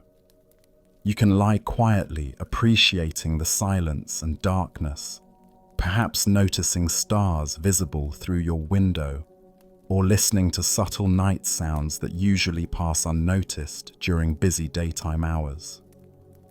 Morning will arrive when conditions naturally support the transition from sleep to wakefulness, bringing another day of opportunities to practice letting go through ordinary activities and unexpected challenges.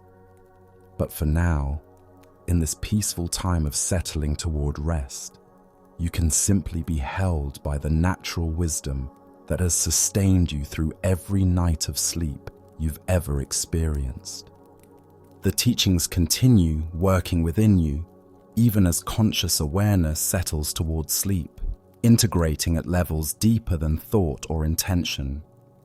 Your body knows how to rest without your management.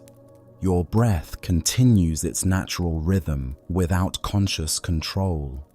Your heart maintains its steady beating through all cycles of activity and rest, waking and sleeping, without requiring supervision or improvement efforts. Let go of needing to understand exactly how these natural processes work so perfectly without your conscious participation.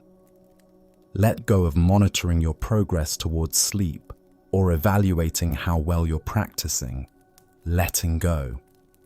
Let go of any remaining tensions from the day, any concerns about tomorrow's responsibilities, any expectations about how this night's rest should unfold according to your preferences. Simply allow yourself to be supported by the natural intelligence that governs all healthy processes, that moves the seasons in their eternal cycles, that guides birds in their migrations, that causes flowers to bloom when conditions are appropriate and seeds to sprout when the time arrives for new growth.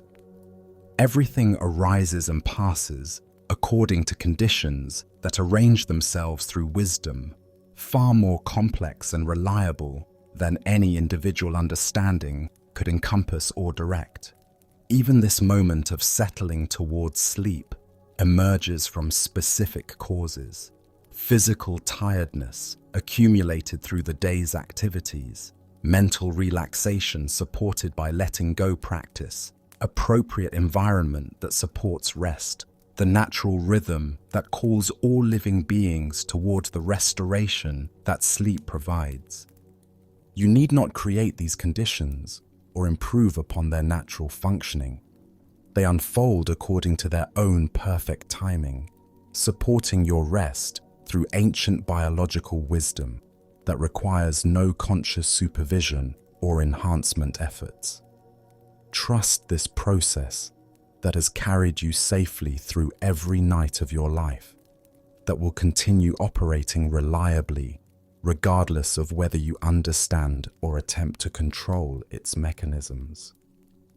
And if thoughts continue arising as you settle deeper towards sleep, you can practice letting go with them as well, noticing each mental activity without being captured by its story or emotional charge, allowing thinking to continue its natural flow without resistance that might create tension or pursuit, that might create stimulation, trusting that mental activity will naturally quiet as sleep approaches, regardless of your attempts to force or prevent this settling.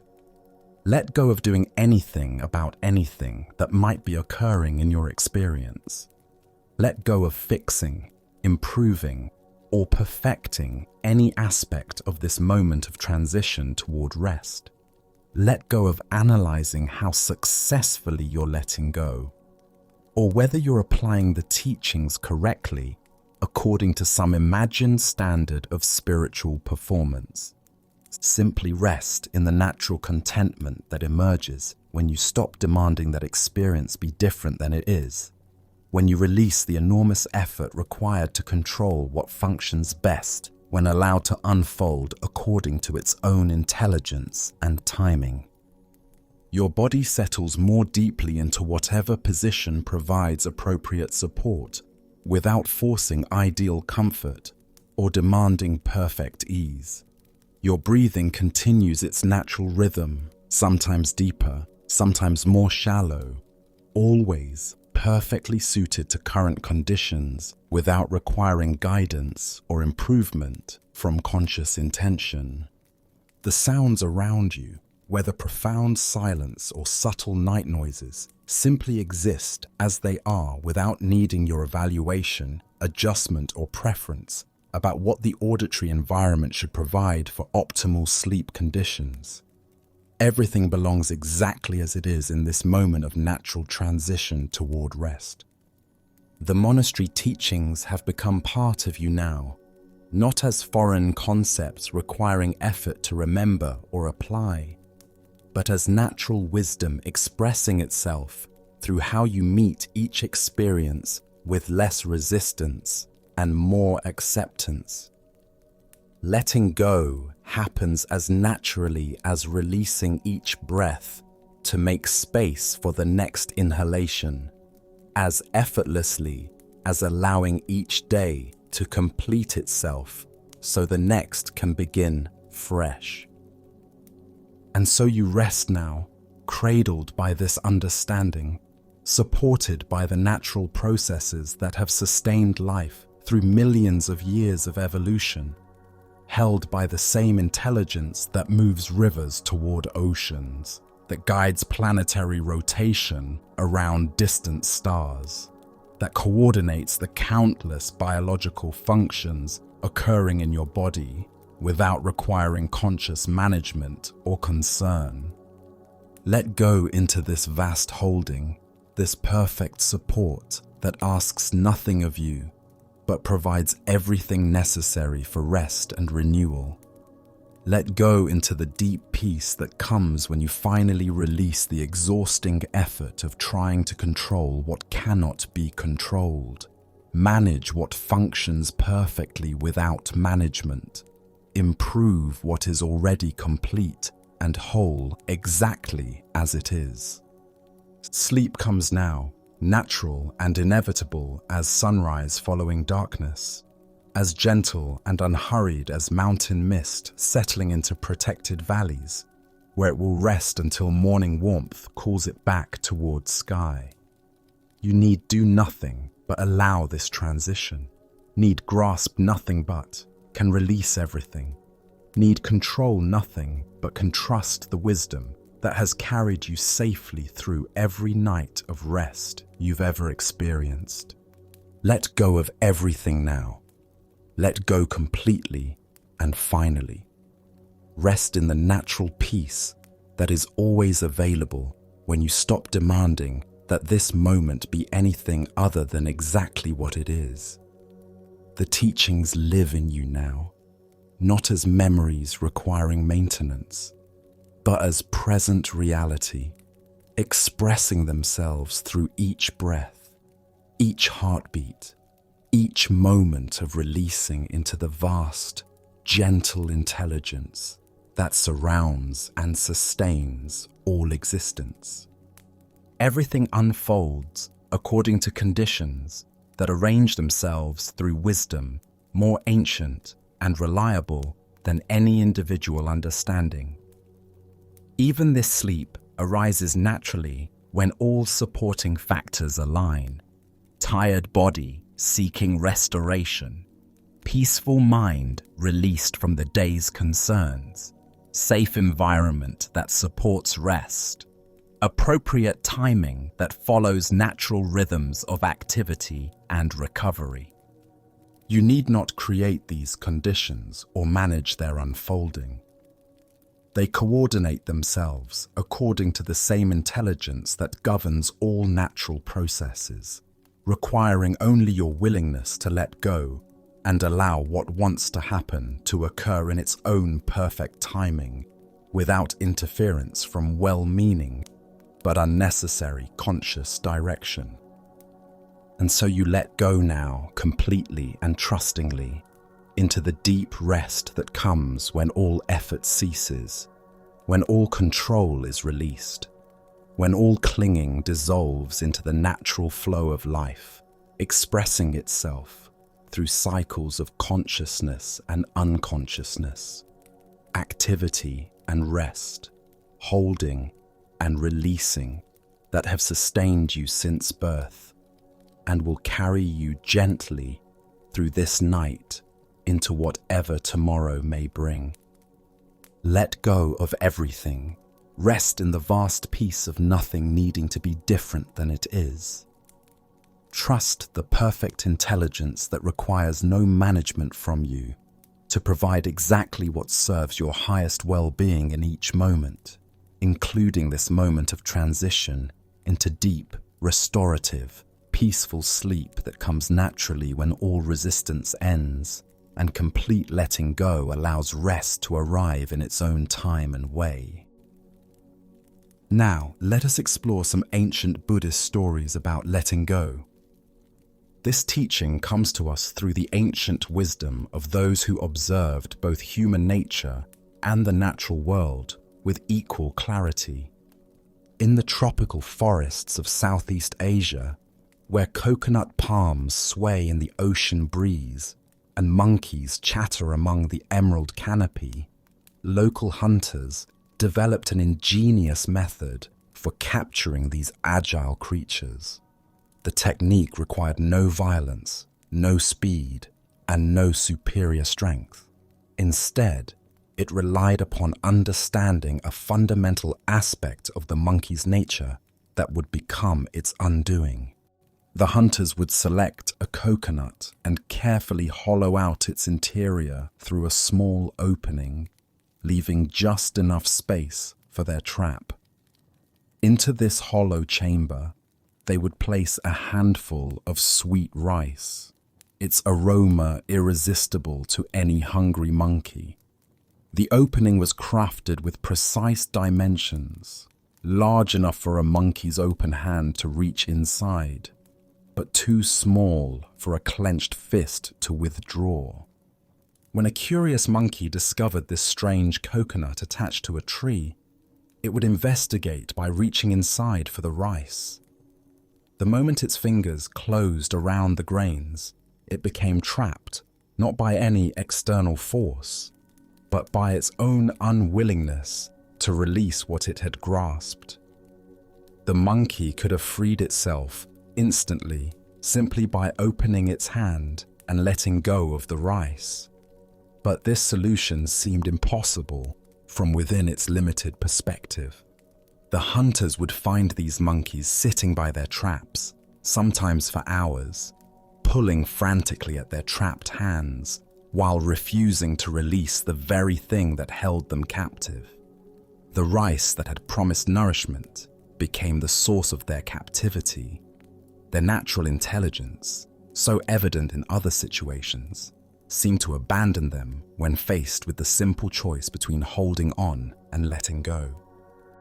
What made this trap so effective wasn't its physical construction but its psychological design. It transformed the monkey's own grasping nature into the mechanism of its capture. The stronger the monkey pulled, the more trapped it became. The tighter it gripped the rice, the more impossible escape appeared. The Buddha taught, "You only lose what you cling to." This profound teaching points directly to the monkey's predicament and our own. The story illuminates how our attachments, no matter how seemingly small or justified, can become the very prisons that limit our freedom. Why do we hold so tightly to things that ultimately constrain our movement through life? Buddhist psychology identifies this pattern as the root of much human suffering. Our minds, like the monkey's instincts, are conditioned to grasp what appears beneficial and hold on regardless of consequences. We close our mental fists around possessions, relationships, identities, opinions, and even spiritual experiences, believing that our security depends on our grip strength. This grasping operates across every dimension of human experience. We cling to past versions of ourselves that no longer serve our growth. We hold on to resentments that poison our present happiness. We grasp at relationships beyond their natural seasons. We clutch at achievements and possessions as if they could provide lasting security. We even grip our spiritual insights so tightly that they become obstacles to further awakening. The coconut trap reveals how what we think will nourish us can become what confines us. The rice represents all those things we convince ourselves we cannot live without. Perhaps it's a particular lifestyle, a specific role or identity, a certain level of comfort, or even an image of how our spiritual journey should unfold. Like the monkey, we often cannot see that our freedom lies in simply opening our hand. Master Huang Po taught, "Nothing is gained by addition, nothing is lost by subtraction." This points to the liberating truth that our essential nature cannot be enhanced by accumulating things or diminished by releasing them. The monkey's true nature isn't improved by possessing rice, yet its conditioning makes release feel like loss rather than relief. Consider the coconut traps in your own life. What are you gripping so tightly that it prevents you from moving freely? Perhaps it's a job that no longer brings joy, but provides familiar security. Maybe it's a grudge that feels justified but weighs down your heart. It could be an image of yourself that once served you but now constrains your evolution. The practice of letting go doesn't mean becoming passive or uncaring. It means holding our preferences lightly, like water cupped in open palms rather than ice gripped in closed fists. When we release our desperate grasp on outcomes, we often discover that what we truly need flows toward us more naturally. Zen teacher Alan Watts observed that we suffer most when we confuse our maps with the territory, our concepts about life with life itself. The monkey cannot eat the concept of rice, yet it sacrifices its freedom for the illusion of possession. Similarly, we often sacrifice our peace for mental objects that exist more in our imagination than in reality. Tonight, as you notice the various things your mind tells you that you cannot release, can you experiment with gently opening your hand? Perhaps you'll find that letting go doesn't mean losing what matters, but discovering what freedom feels like. As the Buddha reminded us, in the end, just three things matter: how well we have lived, how well we have loved, how well we have learned to let go. The coconut trap teaches us that sometimes the greatest strength lies in knowing when to open our grasp. Let us now turn to a tale about the courage to trust life's current. This is the story of the Crystal River. In the depths of a great crystal river, where water flowed clear as mountain air, there lived an entire village of small creatures. The river's current moved above them like a gentle breath, carrying the wisdom of countless springs and distant seas. Young and old, rich and poor, all made their home along the sandy bottom, each creature grasping tightly to stones, branches, and roots. For generations, clinging had been their way of survival. Every creature learned from birth to wrap their appendages around river rocks and fallen wood. "Hold on," the elders would say. "The current is dangerous. It will sweep you away to places unknown. Safety lies in staying exactly where you are." But one small creature grew weary of this endless grasping. Day after day, he watched the current flow overhead, seeing how it moved with such purpose and grace. While his neighbors complained about the effort required to maintain their grip, he found himself wondering what it might feel like to trust that flowing water. "I am tired of clinging," he announced one morning. "Though I cannot see where it leads, I trust that the current knows its destination. I shall let go and allow it to carry me where it will, for I fear that if I continue clinging, I shall die of boredom before I ever truly live." The other creatures gasped in horror. "Fool!" they cried. "Let go, and that current will tumble you mercilessly across the rocks below. You will be battered and broken, dying far more quickly than any boredom could kill you." But the small creature had made his decision. Taking one last look at his neighbors, he released his grip on the familiar stone. Immediately, the current seized him, and just as the others had predicted, he was tumbled and tossed across the rocky bottom. His small body struck stone after stone, each impact bringing pain he had never experienced while safely clinging. Yet something remarkable began to happen. As the creature continued to surrender to the current's power, refusing to grab for new anchors despite his pain, the water gradually lifted him higher from the dangerous bottom. The tumbling ceased. The rocks could no longer reach him. Now he flowed with the current itself, no longer fighting its direction, but becoming one with its movement. As he traveled downstream, creatures in distant parts witnessed something they had never seen. Here was one of their own kind, yet he appeared to be flying through the water, moving with the elegant power of the current itself. "See a miracle!" they called out. "A creature like ourselves, yet he soars. Surely he is the Messiah, come to save us all." The flowing creature heard their cries and felt compassion for their misunderstanding. "I am no more Messiah than any of you," he called back. "The river delights in lifting us all free, if only we dare to let go. Our true work is not clinging to the bottom, but embracing this voyage, this grand adventure of trust and flow." But the creatures only cried louder, "Savior, Savior!" Even as they spoke, they tightened their grips on rocks and roots. They watched until he disappeared around a bend, then began weaving legends about the miraculous savior who had briefly graced their village. Buddha's wisdom reminds us, you only lose what you cling to. This ancient teaching illuminates the profound paradox at the heart of human experience. We spend our lives grasping for security and control, believing that our safety depends on holding tight to familiar circumstances. Yet in this very grasping, we create the suffering we seek to avoid. Why do we cling so desperately when the current offers to carry us toward unknown adventures?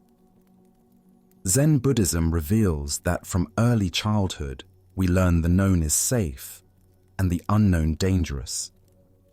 This conditioning becomes a spiritual obstacle when it prevents growth beyond familiar limitations.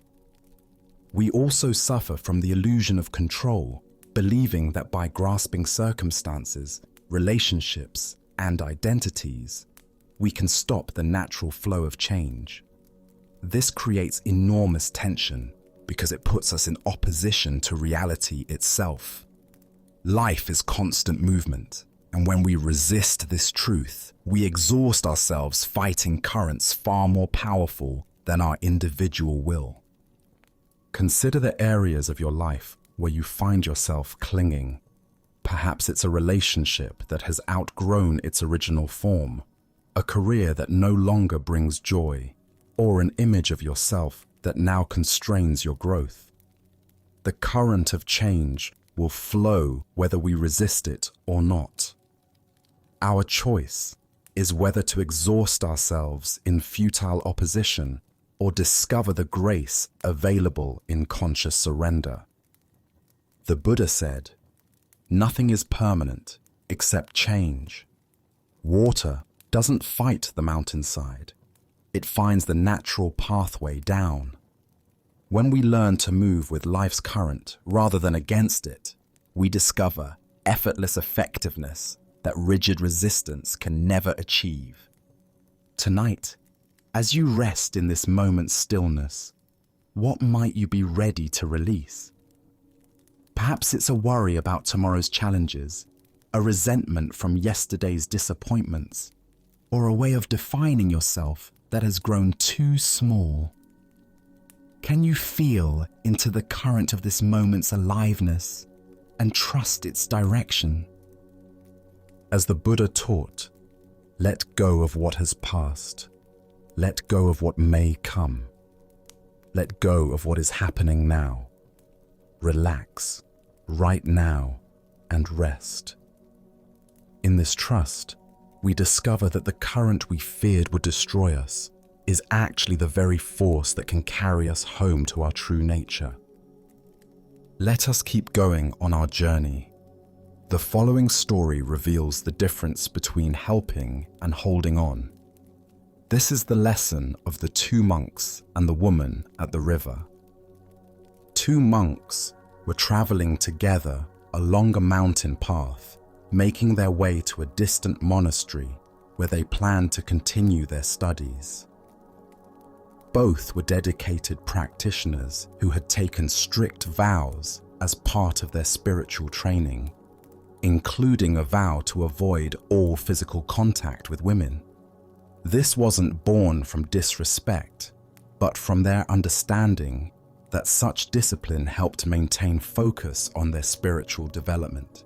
As they approached a swollen river where the usual bridge had been damaged by recent storms, they encountered a young woman standing uncertainly at the water's edge.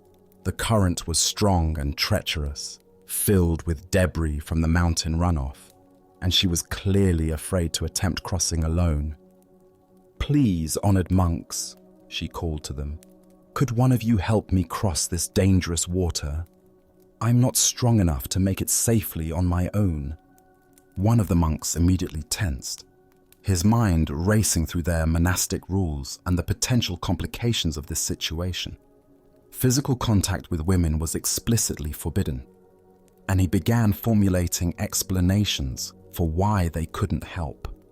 Perhaps suggestions for alternative solutions that wouldn't require breaking their vows. The other monk, however, took one look at the woman's predicament and the genuine danger she faced and made a different choice. Without hesitation or lengthy deliberation, he walked to her side and gently lifted her onto his shoulders. He carried her carefully across the treacherous current, ensuring her safety with each step, and set her down gently on the far bank. "Thank you so much," she said gratefully, bowing to both monks before continuing on her way. The two monks resumed their journey, but the atmosphere between them had changed dramatically. The first monk walked in increasingly agitated silence, his mind churning with thoughts about what he had witnessed. As the hours passed, his internal tension grew until finally he could no longer contain his distress. "Brother," he burst out, unable to hold his silence any longer, "I cannot understand your behavior back at the river. Our spiritual training explicitly teaches us to avoid any physical contact with women. Yet you picked that woman up onto your shoulders and carried her across the water. How could you so blatantly violate our sacred vows?" His companion looked at him with gentle surprise and responded with perfect simplicity. "Brother, I set her down on the other side of the river hours ago, but you are still carrying her." Buddha's wisdom teaches us, holding on to anger is like grasping a hot coal with the intent of throwing it at someone else. You are the one who gets burned. This tale unveils the profound difference between compassionate action and mental attachment, between responding to present needs and carrying past events. Why do we often carry situations long after they've ended, replaying scenarios and nursing grievances that only exist in our own minds? Zen Buddhism reveals that much of our suffering comes not from what happens to us, but from our inability to release experiences once they've passed. The first monk's agitation demonstrates how rigid adherence to rules can sometimes conflict with the compassionate spirit that inspired those rules originally. His fellow monk saw a person in danger and responded with immediate kindness, then completely released the incident.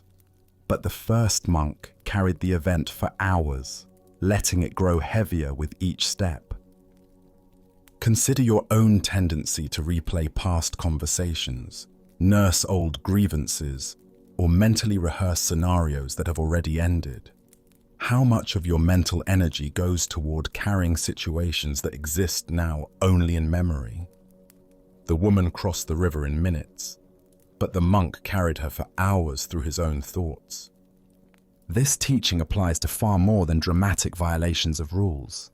We carry harsh words someone spoke years ago, mistakes we made decades past, embarrassing moments that no one else even remembers.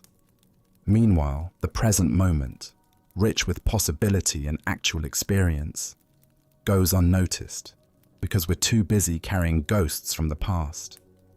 In Zen practice, we learn to distinguish between appropriate action and unnecessary attachment. The second monk helped when help was needed, then moved on completely. He didn't dwell on whether he'd made the right choice, worry about others' opinions, or replay the incident endlessly in his mind. Zen master Thich Nhat Hanh taught, thanks to impermanence, everything is possible. The river crossing was impermanent. It began, served its purpose, and ended. Only the first monk's attachment to the event gave it ongoing existence in the form of mental suffering. The Buddha said, "Let go of what has passed. Let go of what may come. Let go of what is happening now. Don't try to figure anything out. Don't try to make anything happen. Relax, right now, and rest." This teaching points directly to the freedom available when we stop carrying experiences beyond their natural lifespan. Look deeply at what you might be carrying unnecessarily. Old resentments, past failures, conversations that upset you, decisions you regret. All of these exist now only because you continue to pick them up and carry them. What would it feel like to set them down? The irony is profound. The monk who actually broke the rule experienced no suffering from it, while the monk who maintained perfect rule observance created hours of agitation for himself. This reveals that suffering often comes not from our actions, but from our thoughts about our actions. Tonight, as you notice your mind returning to past events, old grievances, or situations that have already ended, can you remember the wise monk's example? Can you practice setting down whatever you've been carrying unnecessarily, discovering the lightness that comes from traveling through life without the burden of yesterday's experiences? As Buddha's wisdom reminds us, in the end, only three things matter: how well we have lived, how well we have loved, how well we have learned to let go. True spiritual practice isn't about perfect rule following, but about responding appropriately to what's actually present, then releasing it completely to make space for whatever comes next. As we complete this journey together, from the misty mountain monastery back to the quiet sanctuary of this present moment, you carry within you the timeless wisdom of letting go. What began as teachings heard in an ancient hall has become living understanding woven into the fabric of your awareness. The monk's gentle guidance, the lotus flowers releasing their petals, the simple wooden bead worn smooth by countless hands. These were never separate from your own innate capacity for freedom.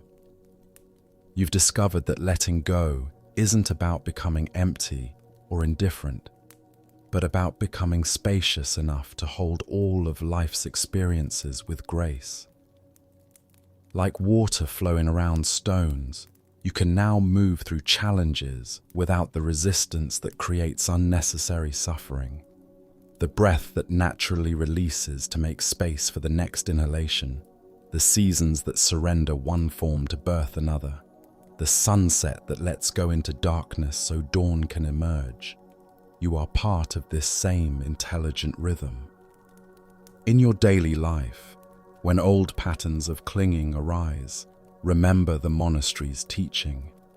You need not force release, only soften your grip and trust what wants to unfold.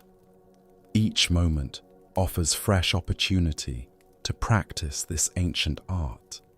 Whether washing dishes or navigating difficult conversations, feeding birds or simply breathing, life itself becomes your teacher in the sublime practice of letting go.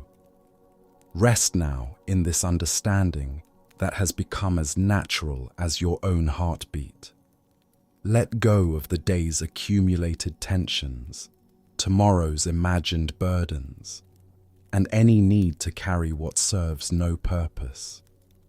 You are held by the same vast intelligence that moves the stars and guides the rivers to the sea. In letting go of everything, you discover you lose nothing essential and gain the infinite peace that was always your true nature. Sleep well, and thank you for joining us here at Sleepy Monk.